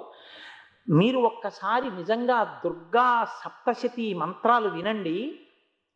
పచ్చివి దానిమ్మకాయలు, మంచి గుమ్మడి పండు, ఇలాంటివి కూడా ఒక్కొక్క మంత్రభాగం పూర్తవగానే అగ్నిహోత్రంలోకి వేసేస్తారు. కిందటి సంవత్సరం ఇక్కడ చండీ హోమం జరుగుతుంటే తెల్లబోయారు చూసిన వాళ్ళు. ఇంత పొగ రాకుండా ఇంతంత దానిమ్మ పళ్ళు వేసినా సరే అగ్నిహోత్రపు కీలలలో బూదైపోయి అలా తీసుకుంది అమ్మవారు. దానికి కారణం మీ అందరి భక్తి. ఇంత భక్తితో కూర్చుంటారు కాబట్టే అమ్మవారు అలా తీసుకుంది చండీ హోమంలో. ప్రతిరోజు ఆ చండీ హోమంలో నెయ్యి పడినా, ఆ చండీ హోమంలో పదార్థాలు పడినా అమ్మవారు పరమప్రీతి చెందుతుంది. అందున శరత్కాలం శారదా నవరాత్రుల్లో చండీ హోమం అంత శక్తివంతం. కనుక ఆవు నీతి దీపాన్ని ఇంట్లో వెలిగించు తప్పకుండా. ఆవు నీతి దీపాన్ని ఇంట్లో వెలిగిస్తే, కార్తీక మాసంలో ఆవు నీతి దీపాలు పెట్టండి అంటారు. ఎందుకు పెట్టమని చెప్తారు అన్నదానికి అసలు సైంటిఫిక్గా ఇంటర్ప్రిటేషన్ ఏముంది అన్నదాన్ని నేను ఒకసారి మా సూర్యనారాయణమూర్తి గారు వాళ్ళ ఇళ్ల దగ్గర కార్తీక మాస ప్రాశస్త్యము అని దాని గురించి ప్రసంగాలు కూడా చేశాను. ఆవు నీతి దీపం నుంచి వచ్చేటటువంటి వాసన హృద్రోగాన్ని కూడా పోగొడుతుంది, అంత శక్తివంతం, వాతావరణంలోకి వేడెక్కిస్తుంది. అంత గొప్ప శక్తి ఆవు నీతి ఎందుంది. ఆవు నెయ్యి శివలింగం మీద పడడం అంటే, భారతదేశంలో దక్షిణ భారతదేశంలో త్రిశూర్ అని ఒక క్షేత్రం ఉంది కేరళ రాష్ట్రంలో. అక్కడే భజన అంటారు. భజన అంటే భజన చేయడం కాదు, కొన్నాళ్ల పాటు నియమంగా సంతానం లేనటువంటి దంపతులు ఆ దేవాలయంలో ఈశ్వరుడికి సేవ చేస్తూ పడుకుంటారు. పడుకుని నిద్రపోతే వాళ్ళకి ఈశ్వరానుగ్రహంతో బిడ్డలు కలుగుతారు అని. అటువంటి గొప్ప త్రిశూర్ దేవాలయంలో కొన్ని వందల సంవత్సరాల నుంచి ఆవు నీతితో శివలింగానికి అభిషేకం జరుగుతుంది. మీరు పట్టుకెడితే వాళ్ళు తీసుకోరు. అది మడి కట్టుకొని అత్యంత నియమనిష్టలతో ఆలయానికి సంబంధించినటువంటి వారే ఆవు నీతిని తయారు చేస్తారు. ఆవు నీతిని ఈశ్వరుడి కోసం తయారు చేయడం అంత గొప్ప దీక్ష. వాళ్ళు తయారు చేస్తే మీరు ద్రవ్యం ఇచ్చేస్తే మిమ్మల్ని ముట్టుకొనివ్వరు. వాళ్ళు మీ పేరు మీద పట్టుకెళ్ళి గుళ్ళోకి ఇస్తారు. గుళ్ళో మీ పేరు మీద అభిషేకం చేస్తారు. 200-300 సంవత్సరాల క్రితం అభిషేకం చేసినటువంటి నెయ్యి గడ్డలు కట్టేసి హిమాలయ పర్వతాల్లో మంచు ఎలా ఉంటుందో అలా ఉంటుంది శివలింగం మీద. మీకు ఆశ్చర్యం చెప్పమంటారా? ఇక్కడి నుంచి మీరు చూస్తే శివలింగం అదిగో ఆ మంటపానికి ఉన్న స్తంభం అంత లోపలకు ఉంటుంది. ఈ లోపల వరకు అన్ని దీపాలు పెట్టుంటాయి. శివలింగం చుట్టూ దీపాలు ఉంటాయి. ఎంత వేడిగానో ఉంటుంది గుళ్ళో, కానీ ఇంత నెయ్యి కూడా కరగదు శివలింగం మీద. అలాగే గడ్డలు కట్టి ఉంటుంది. ఆ శివలింగం మీద ఎవరికన్నా నెయ్యి ప్రసాదం ఇవ్వాలి అనుకుంటే అర్చకులు తమలపాకుతో తీసి పట్టుకొస్తారు. పట్టుకొచ్చి చేతిలో పెట్టగానే కరిగిపోతుంది నెయ్యి కింద. ఆయుర్వేద వైద్యులు ప్రాణాంతకమైన వ్యాధులకి నిర్మూలనం చెయ్యవలసి వస్తే అందులో వాడవలసినటువంటి నీతిని త్రిశూర్ దేవస్థానం నుంచి తీసుకొస్తారు. అది కూడా ఎప్పుడు పడితే అప్పుడు ఇవ్వరు. త్రిశూర్ దేవస్థానంలో అర్చకత్వం చేసే అర్చకులు ఎంత నియమనిష్టలతో ఉంటారంటే, ఆ దేవాలయంలో అర్చన చేసేటటువంటి అర్చకుడు ఎప్పుడైనా ఈ దేవాలయంలో అర్చనకి వెళితే ఇంటికి వెళ్ళరు, వాళ్ళు దేవాలయంలోనే ఉంటారు. ఎప్పుడైనా ఇంటికి వెడితే మహారాజు అంతఃపురంలోంచి వ్యాహ్యాలకి బయటికి వస్తే ఎలా ఉంటుందో అంతటి ఉత్సవం కింద పెడతారు.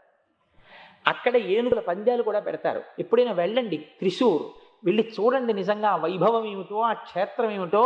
అక్కడ ఆర్యాంబ శివగురువు భజన చేస్తేనే మహానుభావుడు మన స్వామి జగద్గురువు శంకర భగవత్పాద స్వామి పుట్టారు అక్కడ.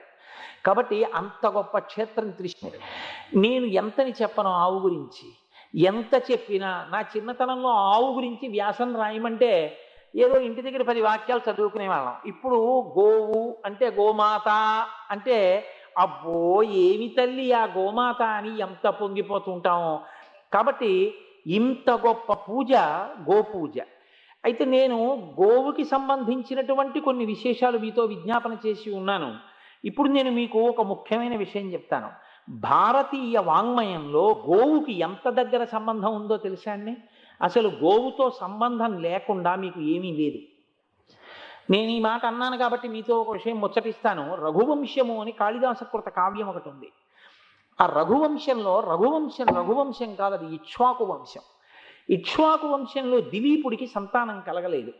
భార్య సుదక్షిణాదేవి చాలా మహాపతివ్రత. సంతానం కలగలేదని బెంగ పెట్టుకున్నటువంటి దిలీపుడు గురువు అయినటువంటి వశిష్ఠుడి దగ్గరికి వెళ్ళాడు. నిజంగా రఘువంశం చదవాలి మీరు ఒకసారి, చదివితే ఆశ్చర్యపోతారు ఇలా ఉంటుందా గురుభక్తి అంటే అని. చాలా తక్కువ పరివారంతో పెడతాడు. గురువుగారి దగ్గరికి వెడుతున్నానని. తండ్రి మీ కోడలు అంటాడు. గురువుగారు అండవు. తండ్రి లాంటివాడు గురువు, కొడుకు లాంటివాడు శిష్యుడు. కాబట్టి తన భార్య కోడలు. అందుకని తండ్రి మీ కోడలు ఇప్పటి వరకు సంతానాన్ని కనలేదు, రాజ్యానికి ఉత్తరాధికారి లేడు. నేను పితృకార్యం చేసి తల్లిదండ్రులకు తద్దినం పెట్టి ఆ పిడచ పెట్టినప్పుడు వాళ్ళు కందుల నీరు పెట్టుకుని వణుకుతున్న చేతులతో దాన్ని స్వీకరిస్తున్నారు. ఇక నీ తర్వాత మాకిలా తద్దినం పెట్టేవాడు లేడు మన వంశంలో, మన వంశం పూర్తయిపోతోందని పితృదేవతలు ఏడుస్తూ తింటున్నారు తద్దినంలో. కాబట్టి నాకు పుత్ర సంతానాన్ని ఎందుచేత పొందలేకపోతున్నానో మీరు నాకు దాని నివారణ మార్గాన్ని ఉపదేశం చెయ్యండి అని అడిగాడు. వశిష్ఠుడు ప్రీతి చెంది, గురువు ప్రీతి చెందడానికి వినయం ఒక్కటే కారణం. ఆయన కన్నులు మూసుకుని అంతర్ముఖుడై ఉత్తర క్షణంలో చెప్తాడు, నువ్వు ఒకనాడు దేవేంద్రుణ్ణి కలుసుకుని ఇంటికి తిరిగి వచ్చేస్తున్నావు.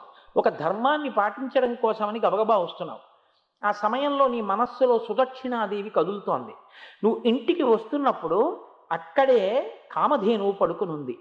అక్కడే పడుకుని ఉన్న కామధేనువుని నువ్వు చూడలేదు, రథం దిగలేదు, నమస్కరించలేదు. నువ్వు వెళ్ళిపోయావు. కామధేనువు చూసి నన్ను చూసి కూడా నమస్కరించకుండా వెళ్ళిపోతున్నావు కనుక నీకు సంతానము నా బిడ్డల్ని సేవించే వరకు కలగకుండుగాక అని శపించింది. ఈ మాట నీకు కానీ నీ సారథికి కానీ వినపడలేదు. కారణం ఏమిటంటే అదే సమయంలో ఆకాశగంగలో స్నానం చేసిన ఒక మదగజం ఒకటి తొండం ఎత్తి ఘీంకరించింది. ఆ చప్పుల్లో నీకు ఈ మాట వినపడలేదు. నీకిప్పుడు ఈ దోషం పోవాలంటే ఆ కామధేనువు యొక్క దూడని సేవించాలి. ప్రస్తుతం కామధేనువు వరుణుడు చేస్తున్న ఒక యాగం కోసమని పాతాళలోకంలో ఉంది. దాని దూడ శబళ నా దగ్గర ఉందన్నాడు. ఈ మాట అన్నాడో లేదో వశిష్ఠుడు ఆ ధేనువు అక్కడికి వచ్చింది. ఇదిగో చూసావుటాయ్, ఎప్పుడైతే అనుకోకుండా ఆవు వచ్చిందో అప్పుడే పని జరిగిపోతుందని గుర్తు. అమ్మవారి అనుగ్రహం పొందావని గుర్తు. గురువు అనుగ్రహం అమ్మవారి అనుగ్రహానికి కారణం. కాబట్టి ఈ శబళని సేవించు అని ఆయన అన్నాడు. ప్రతిరోజు ఉదయం లేవగానే దీన్ని నువ్వు అడవికి తోలుకెళ్ళు. నీ భార్య దీనికి స్నానం చేయించి పసుపు రాసి బొట్టు పెట్టి పూలదండ వేసి నమస్కారం చేస్తుంది. మీ ఇద్దరూ అది ఆవుని అరణ్యం మొదలు వరకు నీ భార్య వస్తుంది, తర్వాత వెనక్కి వస్తుంది, నువ్వు అడవిలోకి ఆవుతో పాటు వెళ్ళు అన్నాడు. ఏమి కాళిదాసకృత రఘువంశం అండి! ఆవిడ సుదక్షిణాదేవి నడుస్తుంటే కాళిదాస్ అంటారు, శృతేరివార్థం స్మృతిరన్వగచ్చత్ అంటారు. వేదమును స్మృతి ఎలా అనుసరిస్తుందో ఆవుని అలా అనుసరించారు అంటారు. అలా అనుసరించి వెళ్ళి ఆ ఆవు యొక్క దూడని నందినీ ధేనువుని సేవిస్తున్నాడు. 22వ రోజున ఆవిడ ఒక చిత్రమైన పరీక్ష పెట్టింది. ఈ ఆవు ఒక గుహలోకి వెళ్ళింది. దిలీపుడు బయట కూర్చున్నాడు. లోపల నుంచి పెద్ద అంబారావం చేసింది నందినీ ధేనువు. ఆవు అరిచేటటువంటి అరుపు గురించి వేదం ఏం చెప్తుందో తెలుసా అండి? ఆవు ఒక్కటే కంఠంలోంచి అరవదు. ఆవు అరిస్తే ఇక్కడి నుంచి అరుస్తుంది. అందుకే మీరు ఎప్పుడైనా దూడ కనపడకపోతే ఆవులు అరుస్తున్నప్పుడు చూడండి, చాలా బాధగా ఉంటుంది చూడడానికి. అదే పని మాకు, మా అపార్ట్మెంట్ చుట్టూ అలాగే తిరుగుతుంటాయి. కాబట్టి అంబా అరుస్తుంటుంది. ఆ అంబా అన్నప్పుడు చూడండి డొక్కల్లోంచి కదులుతుంది. లోపల నుంచి అది బతికున్నంత కాలం అనే మాట ఒక్కటే. కష్టం అవనివ్వండి, సుఖం అవనివ్వండి, బాధ అవనివ్వండి, ఏదవనివ్వండి, అంబా అంబా అంబా అంటుంది. అంబా అంటే అమ్మా జగన్మాత, ఆవిడ్నే పిలుస్తూ ఉంటుంది ఆవు తప్ప దానికి ఇంకొక మాట తెలియదు అసలు దాని జీవితంలో. అంబా అంబాశాం భవిచంద్రమౌళిరబల పర్ణా ఉమా పార్వతి అంటాం కదా, ఆ అంబారవం చేస్తుంది ఆవు. అందుకే వేదంలో కొన్ని మంత్రాలు ఉన్నాయి. ఆ మంత్రాలతో ఏమని పిలుస్తారంటే, ఎప్పుడు నిరంతర అంబారావములతో ఆవులు మా ఇంటి ముందు వర్ధిల్లుగాక అని అడుగుతారు. కాబట్టి ఆ అంబారావం వినపడింది లోపల నుంచి. అరేరే, నందినికి ఏదో బాధ కలిగిందని చెప్పి దిలీపుడు గబగబా లోపలికి వెళ్ళాడు. వెడితే ఒక సింహం దాని మెడ మీద కూర్చుని కురికేస్తోంది. నెత్తురు కారుతోంది. నందిని బాధపడుతోంది. ఆయన వెంటనే దిలీపుడు చేత్తో ధనస్సు పట్టుకుని బాణం తీద్దామని చెయ్యిలా పెట్టాడు. స్తంభించిపోయింది చెయ్యి.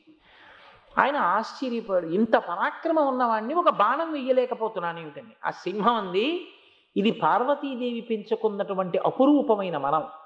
ఇక్కడ ఉన్నటువంటి ఒక దేవదారు చెట్టు దగ్గరికి ఒకనాడు ఒక ఏనుగు వచ్చి తన ఒంటి దురద పోగొట్టుకోవడం కోసమని తన కండూతి తీర్చుకోవడానికి రాసుకుంది ఒంటిని.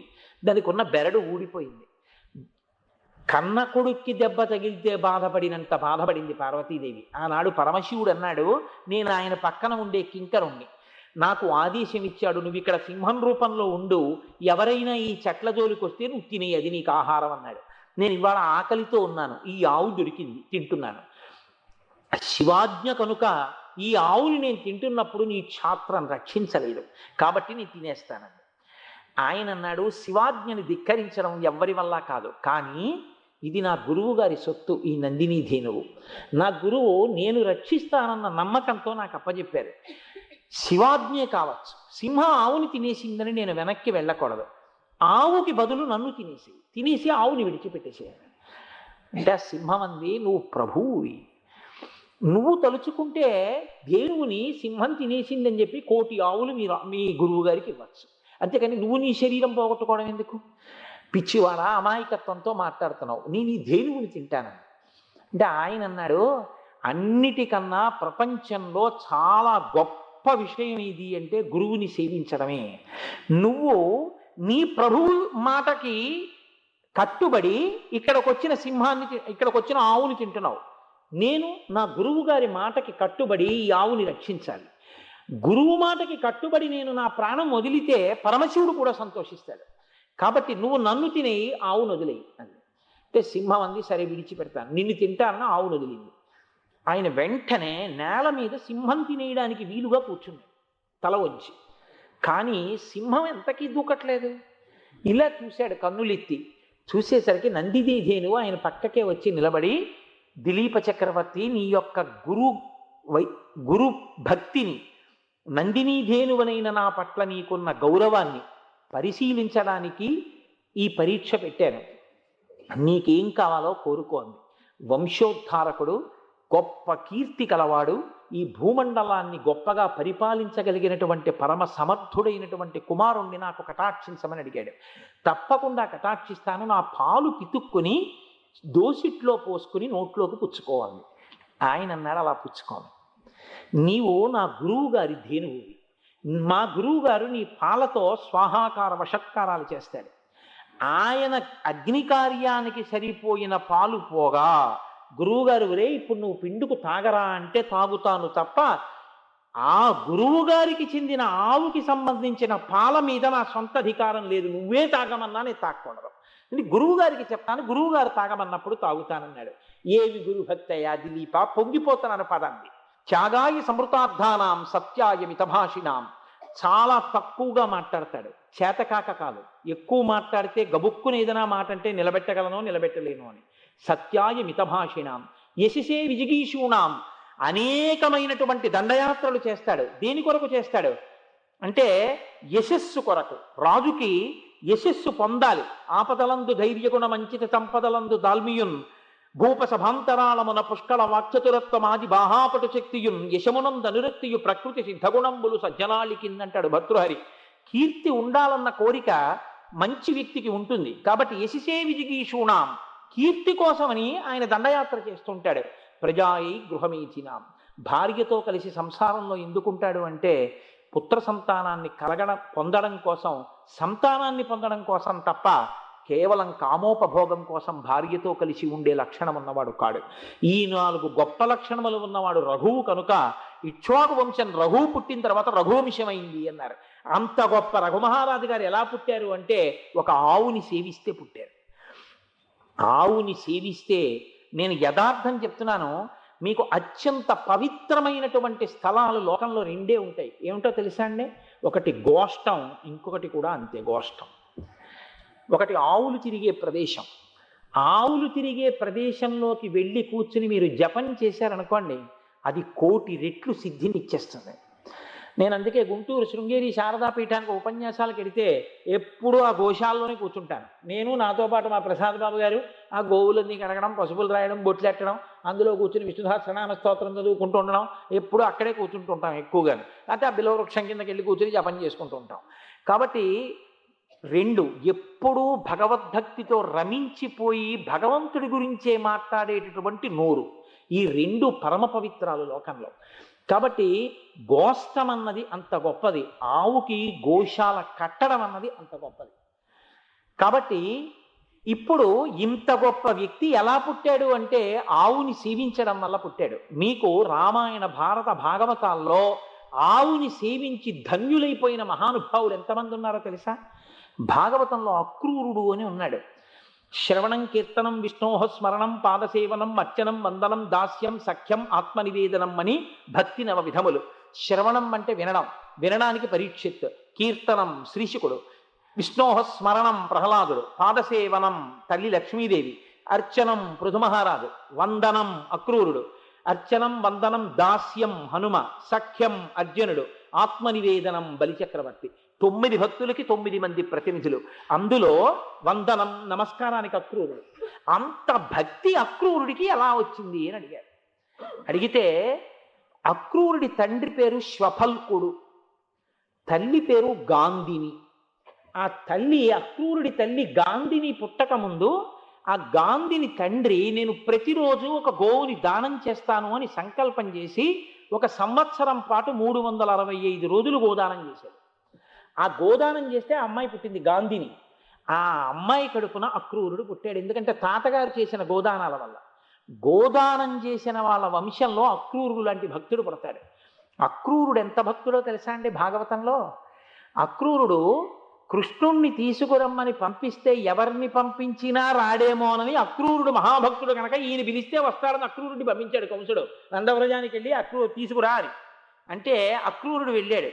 వెడుతూ అన్నాడు, శూరులు తొల్లియే విభుని శోభిత పాదమక ప్రభామళించేది భవాంధకారముల చిక్కక ఉందురు వట్టి దేవునిన్ వైరముతోటనైన గెలువన్నను పంపి శుభంబు చేసే నిష్కారణమైన ప్రేమ ఇది కంసుని పోలు సఖుండు కల్గునే అన్నాడు. ప్రపంచంలో ఎంతటి మహాభక్తులు ఎంతటి జ్ఞానులైనా సరే ఏ పరమాత్మ యొక్క పాదములకు ఉన్నటువంటి ఒక వేలి గోటి కాంతి చూసి తరించిపోతారో అటువంటి కృష్ణ పరమాత్మ యొక్క కాలి గోటి కాంతి చూసి పొంగిపోయే అదృష్టం నాకు కలిగింది. ఆ కృష్ణుణ్ణి తీసుకుని రమ్మని నన్ను పంపించాడు. ఏమి భాగ్యం ఏమి భాగ్యం అంటూ వెళ్ళాడు నందవ్రజానికి. తీరా నందవ్రజంలోకి వెళ్ళి రథం మీద వెళ్ళిపోతున్నాడు. వెళ్ళిపోతూ ఇంకా కొంచెం సేపట్లో నేను కృష్ణుణ్ణి చూస్తాను, గోధూళి వేళ అయిందన్నాడు. మీకు జ్యోతిషంలో లగ్నము అని ఒకటి ఉంటుంది.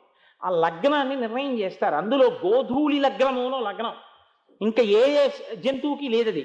సాయంకాలం వేళ ఆవులు మేత మేసి ఇంటికి తిరిగి వచ్చేటప్పుడు దాని డెక్కలకి పట్టిన దుమ్ము పైకి రేగినప్పుడు వచ్చేటటువంటి ధూళితో కూడుకున్నటువంటి వాతావరణము కలిగినటువంటి సమయమునకు గోధూళి వేళ అని పేరు. అదొక లగ్నం, గోధూళి లగ్నం. మీకు ఆశ్చర్యమైన విషయం చెప్పనా? ప్రపంచంలో కల్లా అత్యంత గొప్పదైన స్నానం ఏది అంటే గోవుల యొక్క డెక్కల నుంచి పైకి రేగిన దుమ్ము ఒంటి మీద పడ్డం. కృష్ణ పరమాత్మ అంత తన జన్మ అంత బాలకృష్ణుడిగా ఉన్నప్పుడు ఆవుల ధూళే ఒంటి నిండా పడుండేది. పెద్దయ్యాక గుర్రాల ధూళి, హయరింకాముక ధూళి దూసర పరిజ్ఞస్థాల కోపేతమై రజజాతశ్రమతో బిందుయుతమై రంజిల్లు నెమ్మోముతో జయముంపర్ధునకిచ్చు వెట్కనని నా శస్త్రాహుతించాల రొచ్చియో బోరించు మహానుభావు మదిలో చింతింతున శ్రాంతమున్నంటాడు భీష్ముడు అపశయ్య మీద పడుకుని. అందుకని ఎప్పుడూ గోధూళితో ఉండేవాడు కృష్ణుడు. కృష్ణకర్ణామృతంలో లీలాశుకుడు అసలు పొంగిపోయాడు. గోధూళి ధూసరిత కోమల గోపవేషం గోపాల బాలక శతైహి అనుగమ్యమాలం సాయంతనే ప్రతిగృహం పశుబంధనార్థం గచ్చంతమచ్యుత శిశుం ప్రణతోస్మి నిత్యం అన్నాడు రెండు చేతులు ఎత్తి. గోధూళి ధూసరిత కోమల గోపవేషం, చిన్ని కృష్ణుడు, అమ్మ వేసిన కొప్పు, దానికో ముత్యాల సరాలు, అడవిలో కనపడిన పూలతీగ తీసి మెళ్ళో వేసేసుకునేవాడు. అమ్మ కట్టిన చిన్న పట్టుదట్టి, కాళ్ళకి పెట్టిన గజ్జెలు, దాని మీద కట్టుకున్న ఉత్తరీయం, అందులో దోపేసిన కొమ్మబూర, ఓ పక్కన వేణువు, చేతిలో ఓ కర్ర, ఇటు పక్క చేతిలో ఓ బూర. ఆ బూర ఊస్తే ఆవులన్నీ రావాలి, వాటికి పేర్లు పెట్టి పిలిచేవాడు. సాయంకాలం గోధూళి ధూసరిత కోమల గోపవేషం, ఆవులన్నింటి వెనకాల ఇంత చిన్ని కృష్ణుడు ఆవు వెనకాల వెడుతుంటే ఆవు కాలి మడమ దగ్గరికి వచ్చేవాడు. వెళ్ళి ఆ ఆవుల తోకలు పట్టుకుని వాటి తొడల మీద కొట్టి, ఏ శివ ఇటు తిరుగు, నీలకంఠ ఇటు తిరుగు, ఓ భద్రకాళి ఇటువైపుకి వెళ్ళు, కొంచెం పొడుస్తోంది అనుకోండి భద్రకాళి అనేవాడేమో, భద్రకాళి ఇటురా, ఓ చాముండా ఇటు వెళ్ళు, ఓ శారదా ప్రసన్నురాలివి నాతో రా అమ్మ అని పేర్లు పెట్టి పిలిచి కొమ్మబూర ఊస్తే ఎక్కడెక్కడ ఆవులు వస్తుండేవి. ఆ ఆవుల ధూళంతా ఒంటి మీద పడిపోయేదిట. గోధూళి ధూసరిత కోమల గోపవేషం గోపాల బాలక శతైరనుగమ్యమానం. ఈ పిల్లలందరికీ సంతోషం ఏంటంటే ఆ చిన్ని కృష్ణుడు ఆడుతుంటే ఆయనతో ఆడతారు వాళ్ళు. అందుకని ఆ చిన్ని కృష్ణుడి వెనకాల వెళ్ళిపోతుండేవారు. ఆ గోపాల బాలక శతైరనుగమ్యమానం గచ్చంతమచ్యుత శిశుం సాయంతనే ప్రతిగృహం పశుబంధనార్థం. పశువులుగా ఉన్నటువంటి మనుష్యుల యొక్క పాశములు విడిపించి మోక్షం ఇవ్వగలిగినటువంటి పరాత్పరుడైనటువంటి కృష్ణ పరమాత్మ సాయంకాలం వేళ ఇళ్లల్లోకి వెళ్ళి ఆవులకి పలుపులు కడుతుండేవాడు. ఆ గోపకాంతలు చిన్ని కృష్ణుడు వంగి కడుతుంటే ఆవును లాక్కొస్తుంటే ఆ ఉరప్పంజరం పైకొస్తే ఆ ఎముకలు కనపడుతుంటే చెమట పట్టేస్తే వాళ్ళకి సరదా కృష్ణుడిని చూడడం. అందుకని ఆయన వెళ్ళిపోతుంటే కృష్ణ కృష్ణ కృష్ణ కృష్ణ ఏమనుకోకు, అదిగో చూసావా విజయ, అది మా మాట విందు నీకైతే ఉంటుంది, దాన్ని కూడా కట్టెళ్ళిపో కృష్ణ అంటే దాన్ని వెళ్ళి ఆ పలు పట్టుకు రా విజయ రా అని లాగేవాడు. అది రాదు. ఈయన ఎంత గట్టిగా లాగుతున్నా ఈయన చిన్నవాడు, అది ఇలా అంటే ఈయన వెనక్కి వెళ్ళిపోవాలి. పైకి ప్రాకృత శిశువు, లోపల బొజ్జలో బ్రహ్మవాడు. ఆ ఆవును లాక్కొచ్చి కడుతుంటే వీళ్ళు చూసి నవ్వుతుండేవారు. కృష్ణ కర్ణామృతంలో లీలాశకుడు అన్నాడు, జీవుల పాశములను విప్పే పరమాత్మ పశువుల్ని కట్టుకుంటున్నాడు సాయంకాలం వేళ. ఏం ఆశ్చర్యం, చూడమంటే మళ్ళీ మీకు దొరుకుతుందిరా ఈ అవకాశం. ఇది ప్రణతోస్మి నిత్యం, ప్రతిరోజు నేను ఈ సన్నివేశాన్ని తలుచుకుని నమస్కారం చేస్తే నా పాశాలు ఊడిపోతున్నాయి. అటువంటి గోధూళి వేళ, ఆ గోధూళి వేళలో వెళ్ళిపోతున్నాడు అక్రూరుడు రథం మీద. వెళ్ళిపోతూ భూమి మీద చూశాడు, ఈ పాటికి ఆవుల్ని తోలుకుని చిన్ని కృష్ణుడు వచ్చి ఉంటాడు. గోశాలలో పాలు పితుకుతూ ఉంటాడు, పక్కన బలరాముడు ఉంటాడు. ఎంత అందంగా ఉంటాడో నా అదృష్టం. పూల పొట్లాల్లాంటి పాదాలు, వాటి మీద పడిపోతాను, నేను నమస్కారం చేస్తాను. పొంగిపోతూ నేల మీద చూశాడు. రేఖామయద్ధ సుధాకలచాత పత్ర వజ్రంకుశాంబురుహ కల్పక శంఖ చక్రై భగ్గీరలంకృత తదౌ పరతత్వ చిన్నై. మనం వెంకటేశ్వర సుప్రభాతంలో చెప్తుంటాం కదా, స్వామి నడిచి వెళ్ళినప్పుడు ఆయన పాదాలలో ఉన్నటువంటి పద్మము, హలము, అమృతపాత్ర, ఈ ముద్రలన్నీ భూమి మీద కనబడ్డాయి. ఒక్కసారి గుర్రాలు ఆపేశాడు, ఆ రథం నుంచి చూశాడు. ఓహో, నా స్వామి చిన్ని కృష్ణుడు వెళ్ళిన భూమి, ఇక్కడ నేను రథం మీద వెళ్ళడమా అనుకున్నాడు. స్వర్ణదండం పడిపోయినట్టు కింద పడిపోయి ఒక్కసారి పొంగిపోయి ప్రభోరముణ్యంగ్రి రజస్వహో ఇతి అన్నాడు. ఇది నా ప్రభువు నడిచినటువంటి మట్టి అని ఒక కర్ర ఎలా చుట్టూ తిరుగుతుందో అలా మట్టిలో దొల్లేశాడు. తద్దర్శనార్థాయ నివృద్ధ సంభ్రమ ప్రేమ్నోర్ధరోమా సుశిలాకులేక్షణ రథాధవస్కంజ సతీష్వచేష్టత ప్రభోరముంజంగిరి రజస్వహో ఇతి అంటాడు వ్యాసుడు మూలంలో. ఆ నేల మీద పడిపోయి ఆ మట్టిలో దొల్లేసి ఆ మట్టి అంతా ఒంటికి పట్టేసి ఆ గోశాలలోకి వెళ్ళేటప్పటికి పాలు పితుకుతున్న చిన్ని కృష్ణుడిని చూశాడు. ఎంత పొంగిపోయాడో. సరే మాట్లాడాడు, రమ్మన్నాడు, వచ్చేస్తానన్నాడు. నందవ్రజం నుంచి మధురకి కృష్ణుణ్ణి తీసుకెళ్ళిపోయిన వ్యక్తి ఒక్క అక్రూరుడే. అందుకే గోపకాంతలు అందరూ ఏమన్నారో తెలుసా అండి, వాళ్ళకి తెలిసిపోయింది పట్టుకెళ్ళిపోతాట కృష్ణుడని. వాళ్ళు ప్రాణం పెట్టుకున్నారు ఆ కృష్ణుడి మీద. వాళ్ళన్నారు, అక్రూరుండని పేరు పెట్టుకొని నేడు అస్మన్ మనోవల్లభన్ చక్రిన్ మాకడ బాపికొంచుద అరుగం చర్చించి ఈతించినాడు అక్రూరుండట క్రూరుడి ఇతడు నిజం అక్రూరుడవునేని అని. అక్రూరుడిని పేరు ఎవరెట్టాడు? నిజంగా అక్రూరుడైతే కృష్ణుడిని మా దగ్గర నుంచి తీసుకెళ్తాడా? వీడు క్రూరుడు తప్ప అక్రూరుడు కాడన్నారు. అన్ని మాటలు పడ్డాడు మహానుభావుడు. రథం మీద కృష్ణుడిని తీసుకెళ్ళిపోతూ యమునా నదిలో కాళింది దగ్గరికి వెళ్ళాడు. సంధ్యావందన సమయం అయింది. స్నానం చేసి వస్తాను కృష్ణ బలరామ, ఇలాగే కూర్చోండి అన్నాడు. అలాగే కూర్చుంటాం అన్నారు. వెళ్ళి యమునా నదిలో మునక వేశాడు. ఇలా నీళ్లలో మునక వేసేటప్పటికీ ఆయనకి లోపల బలరామకృష్ణులు ఇద్దరూ కూడా సాక్షాత్తు పరాత్పరుడిగా దర్శనమిచ్చారు. ఇదేమిటని నీళ్లల్లోంచి పైకి లేచి వెనక్కి తిరిగి చూశాడు. రథం మీదే కూర్చున్నారు. మీరు నీళ్లల్లోకి ఎప్పుడు వచ్చారని అడిగాడు. మేము రావడం ఏమిటి, ఇక్కడ కూర్చోమన్నావుగా కూర్చున్నామన్నారు. ఓహో, పరమాత్మ లీలా అనుకున్నాడు. మళ్ళీ మునిగాడు.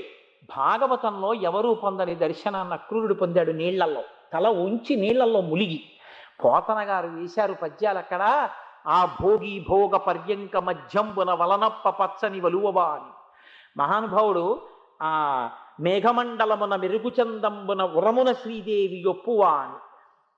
ముసరు తేటల నొప్ప ముఖ చతుష్కముకల బాలుడాడి బొడ్డు దమ్మివా అని. కదలిన బాహుపద క్రమంబున రమమసూపెడి నూపు రములవా అని. జలజ భవ రుద్ర సనక సనందన సనత్కుమార సద్విజామర ప్రశస్తమాన శ్రేష్ఠుడైనవా అని. సౌందర్య ఖనియైనవా అని ఒక్క పురుషోత్తమునిగాంచే అన్నారు. ఆ నీళ్లల్లో మునిగేటప్పటికీ ఆదిశేషుడు 1000 తలలతో పడుకునుంటే దాని మీద ఇలా చెయ్యి పెట్టుకుని పడుకున్నటువంటి శ్రీమన్నారాయణుడిగా దర్శనమిచ్చి మహానుభావుడి యొక్క వక్షస్థలం మీద నీలమేఘం మధ్యలో మెరిసిపోతున్న మెరుపు తీగల లక్ష్మీదేవి ప్రకాశిస్తుంటే ఇలా అక్రూరుణ్ణి చూసి ఆశీర్వదించడానికి చెయ్యెత్తితే కణ కణ కణ కణలాడుతున్నటువంటి బాహుకంకణములు కదులుతుంటే ఆ చప్పుళ్ళు కూడా అక్రూరుడికి వినపడితే చుట్టూ బ్రహ్మాదులు నిలబడి స్తోత్రం చేస్తున్నటువంటి శ్రీమన్నారాయణ దర్శనం పొంది పైకి లేచి రోమాంచితమైపోయి వెనక్కి తిరిగి చూస్తే రథంలో అలాగే కూర్చుని కనపడ్డారు బలరామకృష్ణులు. అంతటి దర్శనాన్ని అక్రూరుడు ఏ కారణం వల్ల పొందాడో తెలుసా? ఆయన తల్లి గాంధిని, ఆ గాంధిని కన్న తండ్రి 365 రోజులు గోదానం చేయడం వల్ల ఇంత భక్తుడు పుట్టాడు. ఆ అక్రూరుడు భాగవతంలో సత్రాజిత్తుకి సంబంధించిన శమంతకమణి పట్టుకుని కాశీపట్టణానికి వెళ్ళిపోతే నేను వినాయక ఉత్సవాల సమయంలో ఈ వినాయక వ్రత కథ వెనక ఉన్న అంతరార్థం గురించి వివరణ చేశాను కాపవరం గ్రామంలో. ఆ శమంతకమణిని పట్టుకుని వెళ్ళిపోతే కాశీ వెళ్ళిన తర్వాత ఆయనకి జ్ఞానోదయం అయింది. అక్కడికి వెళ్ళిన తర్వాత అన్నదానం చేయడం మొదలెట్టాడు. ఇంత కృష్ణ పరమాత్మ ఇంతమందిని శిక్షించాడు, కానీ అక్రూరుడు వెళ్ళిపోయిన తర్వాత భగవంతుడే ఉన్న ద్వారకానగరంలో వర్షాలు కురవడం మానేశాయి. అంతటి భాగవతోత్తముడు వెళ్ళిపోయాడు కాబట్టి భక్తుడి గొప్పతనం ఏమిటో చూపించాడు కృష్ణ పరమాత్మ. పరమేశ్వరుడే ఉన్నా భక్తుడు లేకపోతే వర్షాలు పడలేదు. భక్తుడు ఊరి నుంచి వెళ్ళిపోతే అన్ని ప్రమాదాలు వస్తాయి. కబురు చేశాడు, అక్రూరా నువ్వు తిరిగి వచ్చేయని. అక్రూరుడు కాశీపట్టణం నుంచి మళ్ళీ కృష్ణ పరమాత్మ దగ్గరికి వచ్చాడు. ద్వారకానగరం అంతా వర్షాలు పడ్డాయి. హాయిగా భగవంతుణ్ణి సేవిస్తూ ద్వారకలోనే ఉండిపోయాడు. అంత పరమభక్తుడు. అందుకే లోకంలో ఒక చిత్రమైన విషయం చెప్తుంటారు. భగవంతుడి గురించి చాలా ప్రీతితో లోపల భగవంతుని యొక్క గుణములు బాగా అనుభవించడం వల్ల లోపల ఇంకా పట్టక పైకి వాగ్రూపంలో ప్రవహించడం అన్నది నీరు విడిచిపెట్టేటటువంటి ఒక గొట్టం కిందకి తీసుకెళ్ళి ఒక బిందె పెడితే బిందె నీటితో నిండిపోయిన తరువాత ఇంకా బిందె నీటిని పట్టలేక అంచుల మించి నీరు కారిపోతే ఎలా కారిపోతుందో అలా భగవంతుని గుణములు లోపల బాగా అనుభవించి ఉండడం చేత కలిగినటువంటి అనన్యమైన ప్రీతి చేత నోటి వెంట వాక్కులు దొర్లిపోయేటటువంటి మహాపురుషుడు భగవంతుడి గురించి ప్రసంగం చేస్తున్న సభలో ఉన్నటువంటి శ్రోతలందరూ పరవశించి వింటుండగా మధ్యలోకి భగవానుడే హఠాత్తుగా దిగి వాడు చెప్తున్నది నా గురించే అంటే శ్రోతలు అంటారట కాసేపాదు అయితే అయింది, కానీ నీ కథ కన్నా నువ్వేం గొప్పవాడివి బాగుంటారు. అంత గొప్పగా ఉంటుందిరా భగవత్ కథ. చెప్పేవాడు వినేవాడు ఉన్న చోట క్షేత్రం అయి ఉంటుందన్నారు. అంత గొప్ప స్థితి కాబట్టి, భక్తులున్న చోట అంత పవిత్రం అవుతుంది కాబట్టి అక్రూరుణ్ణి మళ్ళీ ద్వారకానగరానికి పిలిపించాడు. ఇంత మహాభక్తుడైనటువంటి అక్రూరుడి జననమునకు కారణము గోదానమే. మీకేమైనా అనుమానమా? రఘువంశంలో రఘుమహారాజు గారు పుట్టడానికి కారణం గోదానమే, గోసేవయే. మీకు అలాగే శ్రీరామాయణంలో విశ్వామిత్రుడు అసలు బ్రహ్మర్షి అవడానికి కారణం గోవే. ఆయన భూమండలం అంతా తిరిగొచ్చి వశిష్ఠ మహర్షి ఆశ్రమానికి వచ్చి వెళ్ళిపోతుంటే నీకు ఆతిథ్యం ఇస్తానన్నాడు వశిష్ఠుడు. నాకు నువ్వేమి ఇస్తావులే, చేసింది చాలు పాపం, నాకు ప్రీతిగా అర్ఘ్యం ఇచ్చావు, పాద్యం ఇచ్చావు, ఇంకింతకన్నా ఏం కావాలి, వెళ్ళొస్తానన్నాడు. కాదు కాదు అన్నం పెడతానన్నాడు. చాలా మంది ఉన్నారు, ఏం పెడతామన్నాడు. నీకెందుకు పెడతానన్నాడు. ఇన్ని లక్షల మంది కూర్చున్నారు సైన్యం. శబళని పిలిచాడు, ధేనువుని. వీళ్ళందరికీ వీళ్ళ మనసుల్లో ఏం తినాలనుకుంటున్నారో పెట్టన్నాడు. అంతే, వాళ్ళ జన్మాంతరంలో తినని పదార్థాలన్నీ పెట్టేసింది ధేనువు. వాళ్ళందరూ తినేశారంతే. విశ్వామిత్రుడి మనసు మారిపోయింది. నీకు 1,00,000 గోవులు ఇస్తాను, నాకు ఆ ధేనువు ఇచ్చేయి అన్నాడు. అంటే అదెలా ఇస్తానది, కామధేనువు యొక్క బిడ్డ నా దగ్గర ఉంటుంది, నేను ఇవ్వనన్నాడు. 1,000 ధేనువులు ఇస్తానన్నాడు, బంగారు కొమ్ములున్న ఆవులు ఇస్తానన్నాడు, ఎద్దులు ఇస్తానన్నాడు, రథాలు ఇస్తానన్నాడు, ఐశ్వర్యం ఇస్తానన్నాడు. ఏమి ఇస్తానన్నా నాకు అక్కర్లేదన్నాడు వశిష్ఠుడు. ఆఖరికన్నాడు, రత్నం హి భగవన్నేత రత్నహారీచ పార్థివ తేషాం మే శబలాం దేహి. అందుకని లోకంలో ఎక్కడైనా రత్నం ఉంటే అది రాజుకి చెందుతుంది, విలువైంది కాబట్టి. అసలు ఈ శబల నీదని ఎవరు చెప్పారు? ఇంత విలువైంది కాబట్టి రాజుకి చెందుతుంది. నాది నీ దగ్గర ఉంది కానీ నీది నాకిమ్మంటలేదు, నేను పట్టుకుపోతున్నాను తీసుకున్నాడు. ఆ కామధేనువు విడిపించుకుని మళ్ళీ వచ్చి వశిష్ఠుడి దగ్గర ఏడ్చింది. అదేమిటి అలా పట్టుకెళ్ళిపోతున్నాడు, నువ్వు ఊరుకున్నామే అంది. అంటే ఆయన అన్నాడు, నేను ఊరుకోలేదు, ఆయనతో చెప్పాను, స్వాహాకార వషత్కారో విద్యాంశ్చ వివిధాస్తథా అని చెప్పాను. నా ఆశ్రమంలో స్వాహాకారం, వషత్కారం, విద్యబోధ అన్నీ ఈ పాల మీద ఆధారపడ్డాయి, ఈ ధేనువుని ఇవ్వనని చెప్పాను. బలవంతంగా తీసుకెళ్తున్నాడు. నువ్వు సైన్యాన్ని సృష్టించి నిన్ను నువ్వు రక్షించుకో, సైన్యాన్ని నశింపచేయి అన్నాడు. అంతే, అది ఒక పెద్ద అంబారామం చేసింది. తస్య హుంబారమాజ్ఞాత కాంభోజా రవిసన్నిభాః ఊధసత్వత సంజాతాః పప్లవాః శస్త్రపాణయః అన్నారు వాల్మీకి మహర్షి. అది ఒక్క అరుపరిచేటప్పటికి దాని రోమకూపాల్లోంచి, దాని యొక్క ఎముకల సంధులలోంచి కొన్ని లక్షల మంది సైన్యం, పప్లవులు, వాళ్ళ జాతులన్నీ అప్పుడే వచ్చే గోవు శరీరంలోంచి వాళ్ళందరూ వచ్చి వీళ్ళందరినీ సంహరించారు. అప్పుడు విశ్వామిత్రుడికి వశిష్ఠుడి మీద పగ పెరిగింది. ఆ పగ తపస్సు అయింది. ఆ తపస్సు ఆఖరికి సత్వగుణంగా ప్రకాశించింది. చిట్ట చివరికి బ్రహ్మర్షి అయ్యాడు. రామాయణంలో విశ్వామిత్రుడు బ్రహ్మర్షి అవడానికి కారణం ఒక గోవే. ఒక గోవు ఎన్ని కావ్యాల్లో ఎన్ని రకాలుగా తిరిగిందో చూడండి. ఇవాళ మీరు నేను ఈ భూమి మీద బతికున్నామంటే కారణం ఏమిటో తెలుసా?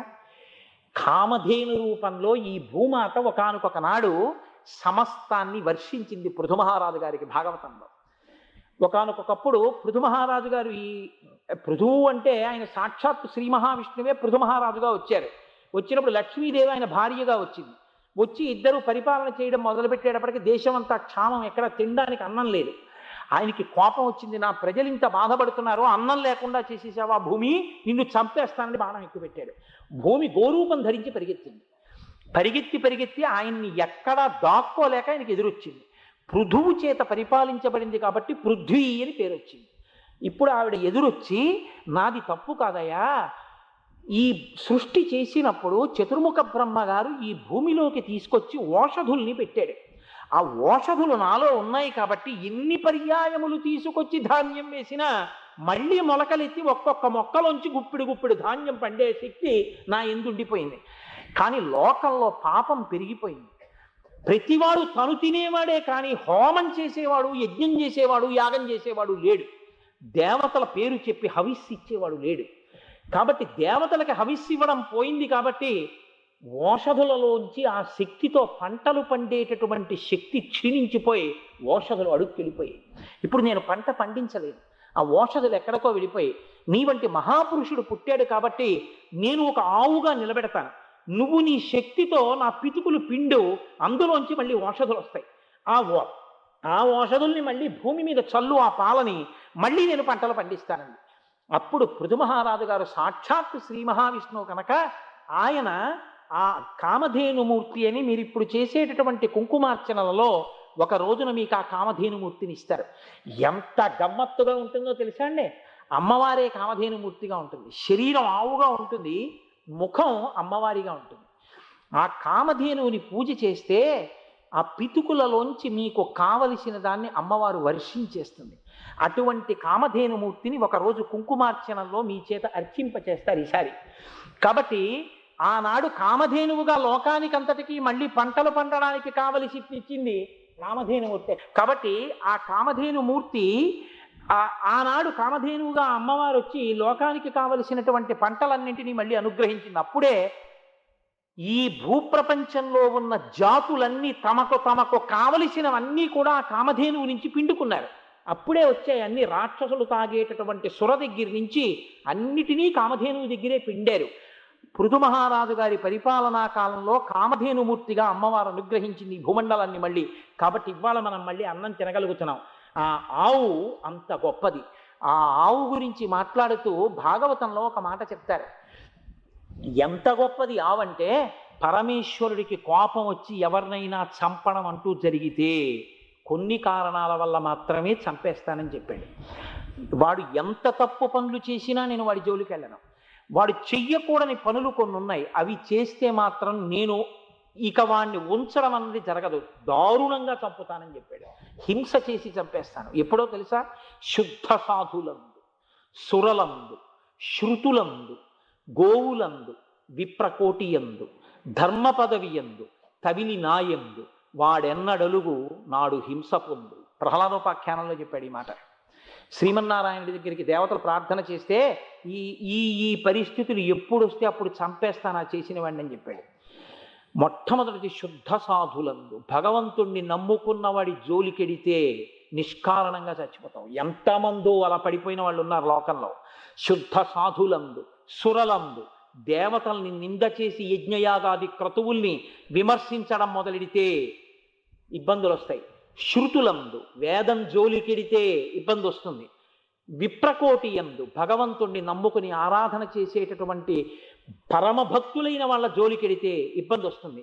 విప్రకోటి యందు, ధర్మ పదవి యందు, ధర్మానికి వ్యతిరేకంగా ప్రవర్తించడం మొదలు పెడితే, తవిలి నాయందు, చిట్ట చివరికి అదే పనిగా భగవంతుడిని నింద చేయడం మొదలు పెడితే వాణ్ణి నేను చూసి చూసి చూసి చంపేయవలసి వస్తుందని చెప్పాడు భగవానుడు. ఆయన కోపానికి కారణాలు. కాబట్టి ఆవు జోలికి వెళ్ళకూడదు. ఆవు అనేటటువంటిది అంత పవిత్రమైన మూర్తి. ఆవు గురించి భాగవతంలో పరీక్షిత్ ఒక మాట చెప్తాడు. వాచివి అయిన గడ్డి తిని వాహినిలందు జలంబు తాగగా నీ చరణంబులెవ్వడుటి నిర్దలితంబుగా చేసే వాడు తా ఖేచరుడైన వాని మణికీలిత యుక్త బాహులన్ వేచి ఇట్టని వేచివేయితూ వినువీధికి నేగిన నెలదాగినన్ అన్నాడు. ఎవరిని ఏమడిగావు నువ్వు? ఒక ఆవు, ఒక ఎద్దు ఎవరిని ఏం అడగలేదు. నీకక్కర్లేని గడ్డెత్తింది, నీకక్కర్లేనటువంటి నీళ్ళెత్తాగింది, నిన్ను ఆధ్యాత్మికంగా లౌకికంగా పోషించడం కావలసిన పాలు నీకిచ్చింది. అటువంటి ఆవు ఏం చేసిందని ఆవు జోలికెళ్ళి ఆవుని తన్నావు, ఏం చేసిందని ఎద్దు కాళ్ళు నరికావు.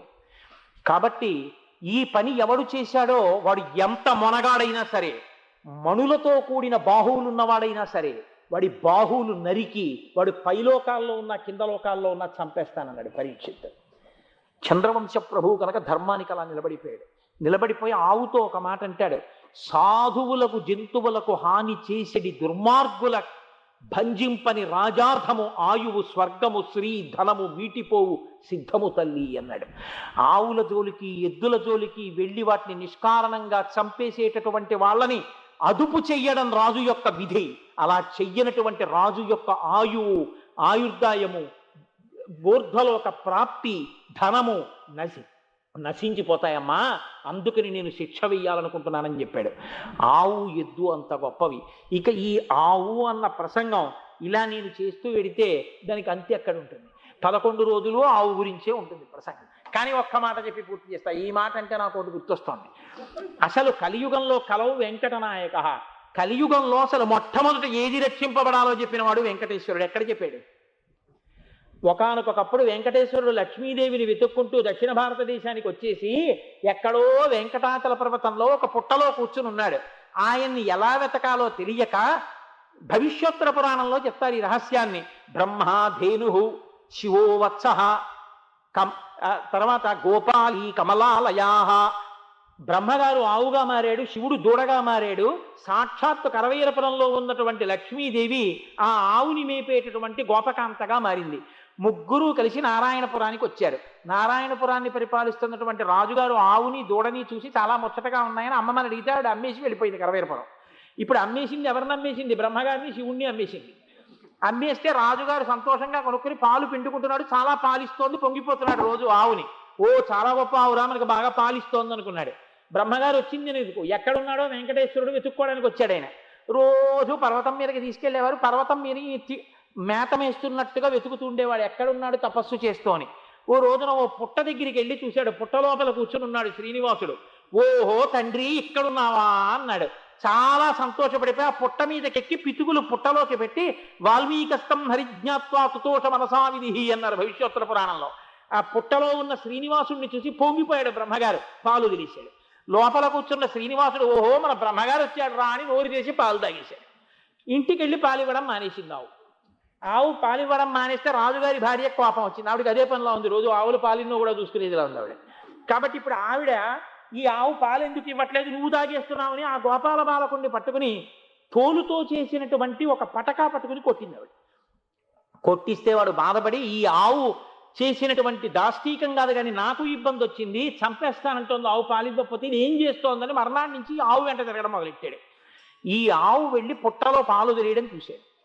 ఓసి ఆవా, నువ్వేమో పుట్టలో పాలు వదిలేస్తున్నావు, ఆవిడేమో నన్ను కొట్టింది నేను తాగేశానని అని కోపం వచ్చేసి చేతిలో ఉన్న గొడ్డలి తీసి ఆవు మీదకి విసిరేశాడు.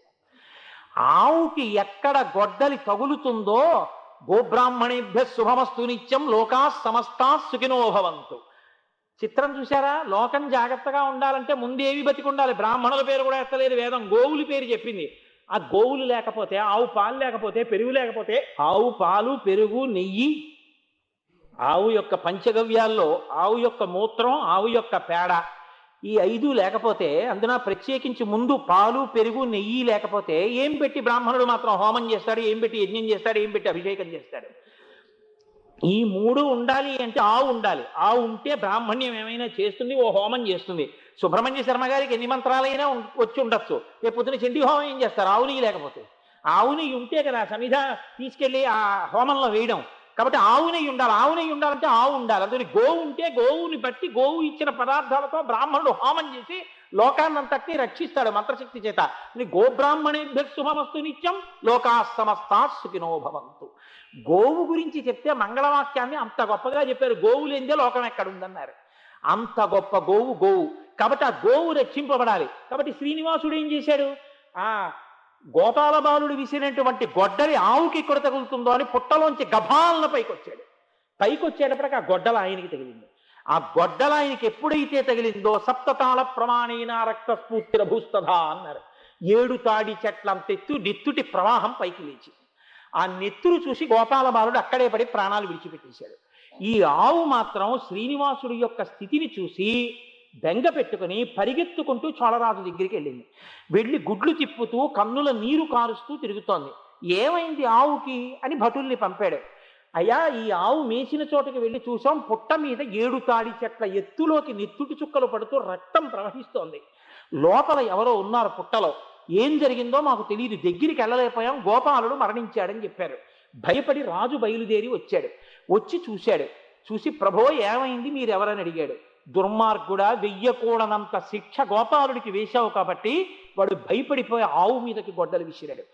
నేను ఉండగా ఆవు చెనకబడమే, నేను పైకొచ్చి ఆ దెబ్బ నేను తిన్నాను. పిశాచోభవ దుర్బుద్ధే మద్దుఃఖాదర కర్మణ, నాకింత కష్టం కలగడానికి కారణం అయ్యావు కాబట్టి నువ్వు పిశాచమగుదువుగాక అన్నాడు. అనేటప్పటికీ రాజు గడగడ వణికిపోయి, మహాప్రభో ఇదెక్కడ ప్రారంధం, నేనేమి చేశానండి, అందుకని చెప్పేసి నా ఈ తప్పు మన్నించండి, ఎలాగైనా సరే నన్ను కాపాడవలసిందన్నాడు.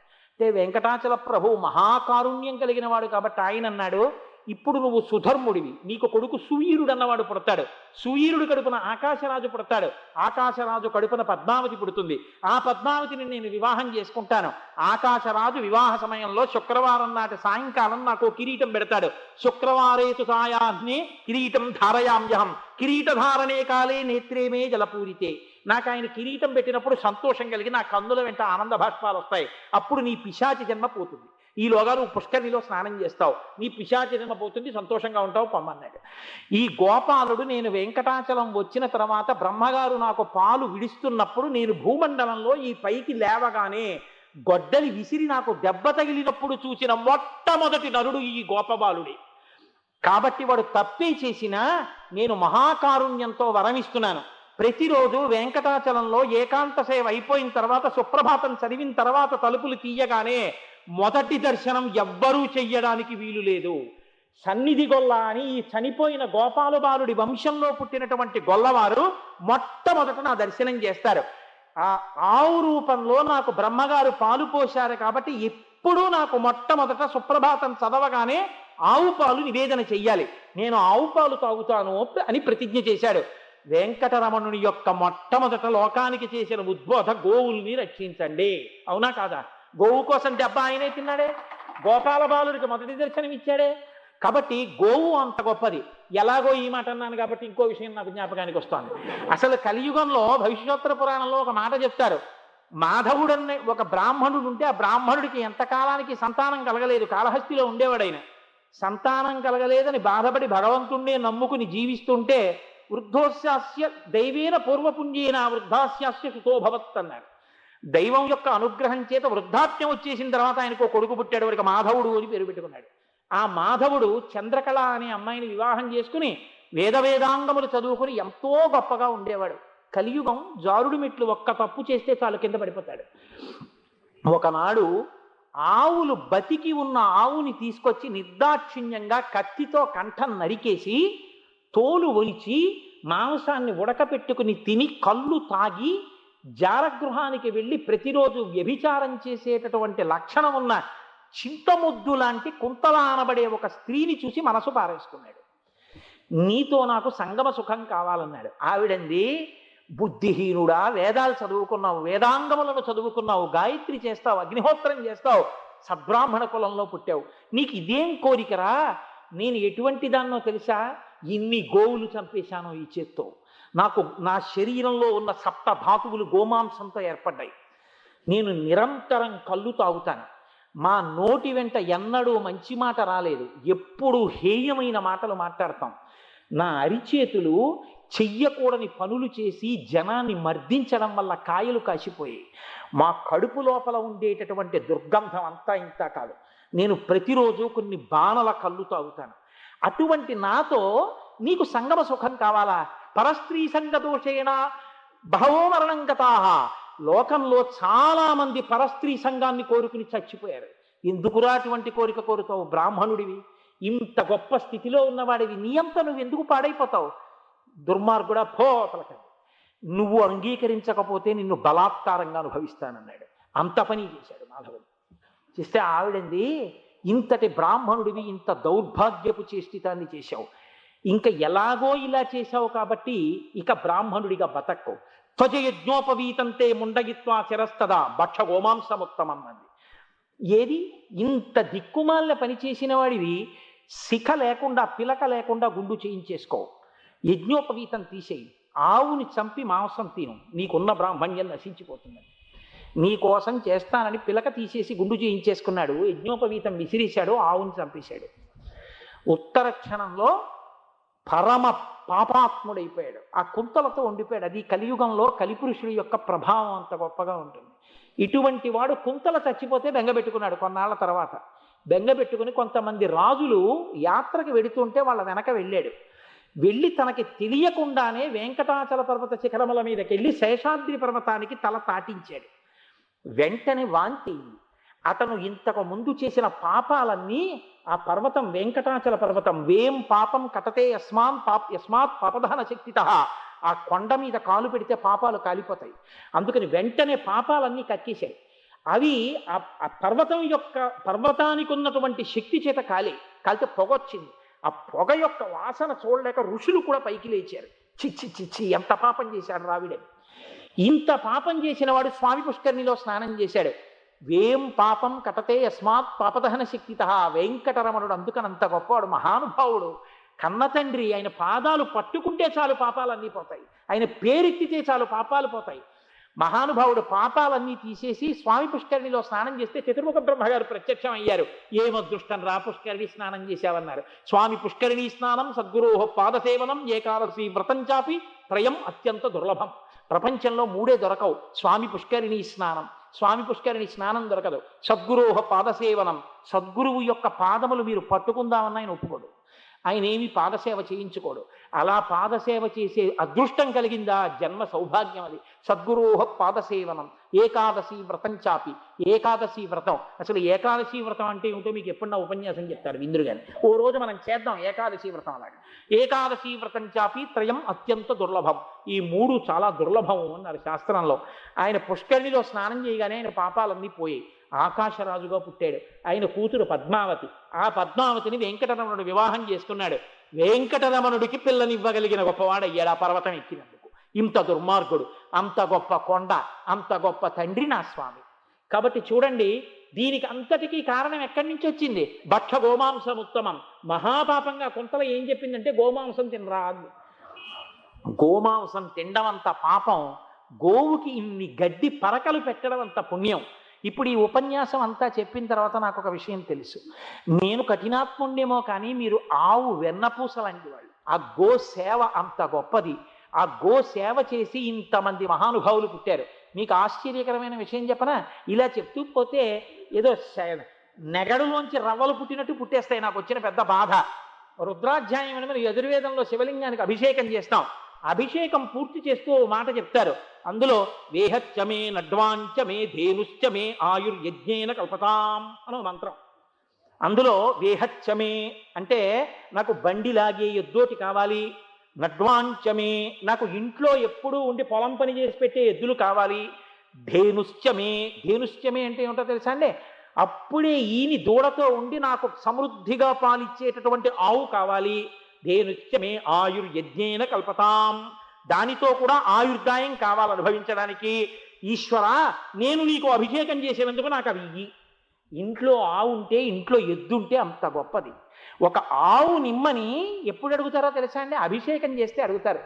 శం చతుష్పదే అంటారు, 4 కాళ్ళు ఉన్నవన్నీ సుఖంగా ఉండాలి ఈ దేశంలో అని అడుగుతారు. అంత గొప్ప దేశం, గోవుని పూజించిన దేశం, గోమాత అని అమ్మవారినే గోమాతగా ఆరాధించిన దేశం. ఆ గోమాత గురించి చెప్పుకుంటే చాలు. శృంగగిరి పీఠానికి ఆధిపత్యం వహించారు చంద్రశేఖర భారతి. ఆ మహానుభావుడు శారదాదేవి గుళ్ళోకి ఎడుతున్నారు పూజ చేయడానికి. లోపలికి వెడుతుంటే ఆవు అడ్డంగా పడుకునుంది, శిష్యులు తోలేస్తున్నారు. ఆయన అన్నారు, వద్దు వద్దు వద్దు, లోపల పూజ చేద్దామని నేను వస్తే అమ్మ బయటికి వచ్చి కూర్చుంది, నేను ఆవుకే పూజ చేస్తానని పీట వేసుకుని గోవుకి పూజ చేసేసి ఆయన లేచిపోయారు. ఆవు లేచి వెళ్ళిపోయింది. మీరు బాగా గుర్తుపెట్టుకోండి, నేను వేదాన్ని ప్రమాణంగా చేసుకుని చెప్తున్నాను. నిష్కారణమైన అబద్ధాలు చెప్పుకోవలసిన దౌర్భాగ్యం నాకు లేదు. ఎందుకంటే జనాన్ని ఆకర్షించడం నాకు అసలు అవసరం లేదు. ఎందుకంటే జనాన్ని ఆకర్షిస్తే నాకు పావలా ఇస్తుంది అనడానికి మీరు ఇచ్చినా నేను పుచ్చుకోను. కాబట్టి నాకెందుకు? నాకేం ఆ తాపత్రయం లేదు. కాబట్టి నేను ఏమైనా చెప్పుకుంటే నేను తరించడానికి చెప్పుకుంటాను. నేను తరించడానికి అబద్ధాలు కావుగా చెప్పుకోవలసింది, ఉన్నది ఉన్నట్టు చెప్పుకోవాలి. నాకు ఆ గోమాత అన్న మాట మీద, గోవు మీద అంత గౌరవం. చంద్రశేఖర పరమాచార్య నడిచే దేవుడు, మహానుభావుడు, పొంగిపోయేవారు. చంద్రశేఖర పరమాచార్య గాంధీ గారితో మాట్లాడవలసి వస్తే గోశాల్లో కూర్చుని మాట్లాడారు. అంత పరమ పవిత్రమైన ప్రదేశం. కాబట్టి ఆ గోవు గురించి మనం రుద్రాధ్యాయంలో అభిషేకం చేసినా అడుగుతాం. అంత గొప్పది గోవు అంటే. అటువంటి గోమాతని చంద్రశేఖర భారతీ స్వామి వారు పూజ చేశారు. ఎంత పరమ వైరాగ్య సంపత్తి కలిగిన వారంటే చూసారా అమ్మవారు ఎలా తీసుకొచ్చిందో ఉపన్యాసాన్ని ఆశ్చర్యకరంగా. ఇంకా ఎంత వైరాగ్యాన్ని పొందారంటే ఆయనకి శరీరంలో ఉండడం కూడా ఇష్టపడకపోతే అటువంటి అంత వైరాగ్య సంపన్నుడైన సన్యాసి ప్రాణాయామం చేస్తూ శరీరాన్ని విడిచిపెట్టాలంటే ఒక్క మహళయ అమావాస్య నాడు విడిచిపెట్టచ్చు. శృంగగిరి పీఠంలో తెల్లవారుజామున 3 గంటలకి వర్షం పడుతోంది. పరిచారికుడు అన్నాడు, వేడి నీళ్లు పెడతాను, బయట వర్షం వస్తోందన్నాడు. వీలు లేదు, ఇవాళ మహళయ అమావాస్య, నేను తలస్నానం అక్కడే చేస్తాను తుంగానదిలో, బయలుదేరన్నాడు. అన్నారు మహానుభావుడు. అంతకు ముందు రోజే పుస్తకాలన్నీ గ్రంథాలయం వాళ్ళని పిలిచి ఇచ్చేసి, ఇవన్నీ చాలా గొప్ప పుస్తకాలు, దాచండి అని చెప్పారు, భద్రం చేయండి అన్నారు. రాత్రంతా నిద్రపోకుండా గురువుల అధిష్టానానికి ప్రదక్షిణం చేసి పైకి శ్లోకాలు చదువుతూనే ఉన్నారు. కాలభైరవుడు గుడికి వెళ్ళి ప్రార్థన చేశారు. తెల్లవారుజామున 3 గంటలకి లేచి తుంగానదిలో స్నానం చేశారు. గొడుగు పట్టుకుని ఆయన బట్ట తీసుకున్నాడు పరిచారికుడు. వెనక వస్తున్నారనుకుని ముందుకు అడుగులేశాడు. ధబ్బని చప్పుడైంది. స్వామి నీటిలోకి దూకారు. నీటి మీద పద్మాసనం వేసి కూర్చుని ఇలా చిన్ముద్ర పట్టారు. అంతే, ఉత్తర క్షణంలో తనలో ఉన్నటువంటి ప్రాణాలన్నింటినీ కూడా ఊర్ధ్వముఖం చేసి సహస్రారం దగ్గర బ్రహ్మస్థానం చిట్లిపోయి అందులోంచి ప్రాణం నిర్గమనం అయిపోయింది. నీటి మీద కూర్చుని వెళ్ళిపోతున్నారు. ఈ పరిచారికుడు వరదల్లో ఉన్న తుంగానదిలో ఆయన్ని పట్టుకోవడం కుదరక అరిచాడు. అటువైపు ఇసుక తిన్న మీద కొంతమంది ఉన్నారు. వాళ్ళు పరుగు పరుగుల తుంగానదిలో దూకి స్వామిని తీసుకొచ్చారు.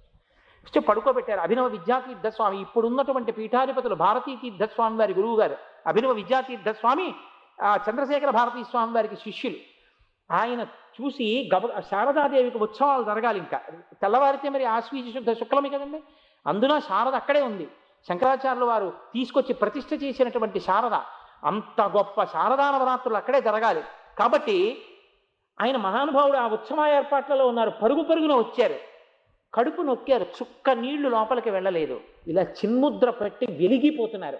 వెలిగిపోతూ అమ్మవారిని గోవులో చూసి అర్చించి తన జీవిత పర్యంతం సమాధిలో ఉండిపోతే ఇలా శివలింగానికి పూజ చేస్తుంటే ఓం నిధనపతయే నమః, ఓం నిధనపతాంతికాయ నమః, ఓం ఊర్ధ్వాయ నమః, ఓం ఊర్ధ్వలింగాయ నమః పూలేసేవారు. ఓం హిరణ్యాయ నమః అలా ఉండిపోయేవారు. 7 అయిపోయేది, 8 అయిపోయేది, 9 అయిపోయేది, రాత్రి 10 అయిపోయేది. అలాగే ఉండేవారు. ఉండిపోతే ఇంకా సమాధిలోకి వెళ్ళిపోయారని హారతి ఇచ్చి పూర్తి చేసేసి శంకల కింద చేతులేసి తీసుకెళ్లి గదిలో కూర్చోబెట్టేవారు. అంతే, సమాధిలో అలాగే ఉండిపోయేవారు. మర్నాడు తీసుకొచ్చి బిందెతో నీళ్లు పోసేసేవారు, ఒళ్ళు తుడిచేసేవారు, బట్ట విప్పి బట్ట చుట్టేసేవారు. అలాగే సమాధిలో ఉండిపోయేవారు. ఎంత గొప్ప మహానుభావుడో తెలుసా అండి చంద్రశేఖర భారతి. ఏకకాలంలో దక్షిణ భారతదేశంలో 3 మహాపురుషులు తిరిగారు. ఒకరు చంద్రశేఖరేంద్ర సరస్వతి కంచి, ఒకరు చంద్రశేఖర భారతి శృంగేరి, ఒకరు భగవాన్ రమణులు అరుణాచలం. 3 ఏకకాలంలో తిరిగారు దక్షిణ భారతదేశంలో. అటువంటి చంద్రశేఖర భారతీ స్వామి అంతటి మహాపురుషుడు సమాధిలో ఉండిపోతే ఒకే పరిచారికుడు గది బయట పడుకునేవాడు. ఒక రోజు రాత్రి గది బయట పడుకుని ఉండగా బ్రహ్మాండమైన నృత్యం జరుగుతున్న చప్పుడు పాటలు వినపడ్డాయి. పరివ్రాజకుడు, మహానుభావుడు, పీఠాధిపతి, ఇంతటి జ్ఞాని ఈయన గదిలో పాట ఎలా వినపడుతున్నాయని తలుపు ఓరగా తీసి చూశారు. కోటి సూర్యుల పగిది వెలిగిపోతూ లోపల నటరాజ ముద్రలో చంద్రశేఖర భారతీయ నాట్యం చేస్తున్నారు. అతను భయపడిపోయి తలుపు వేసేసి పడుకున్నాడు. అటు తిరిగి ఉన్నారు చంద్రశేఖర భారతి.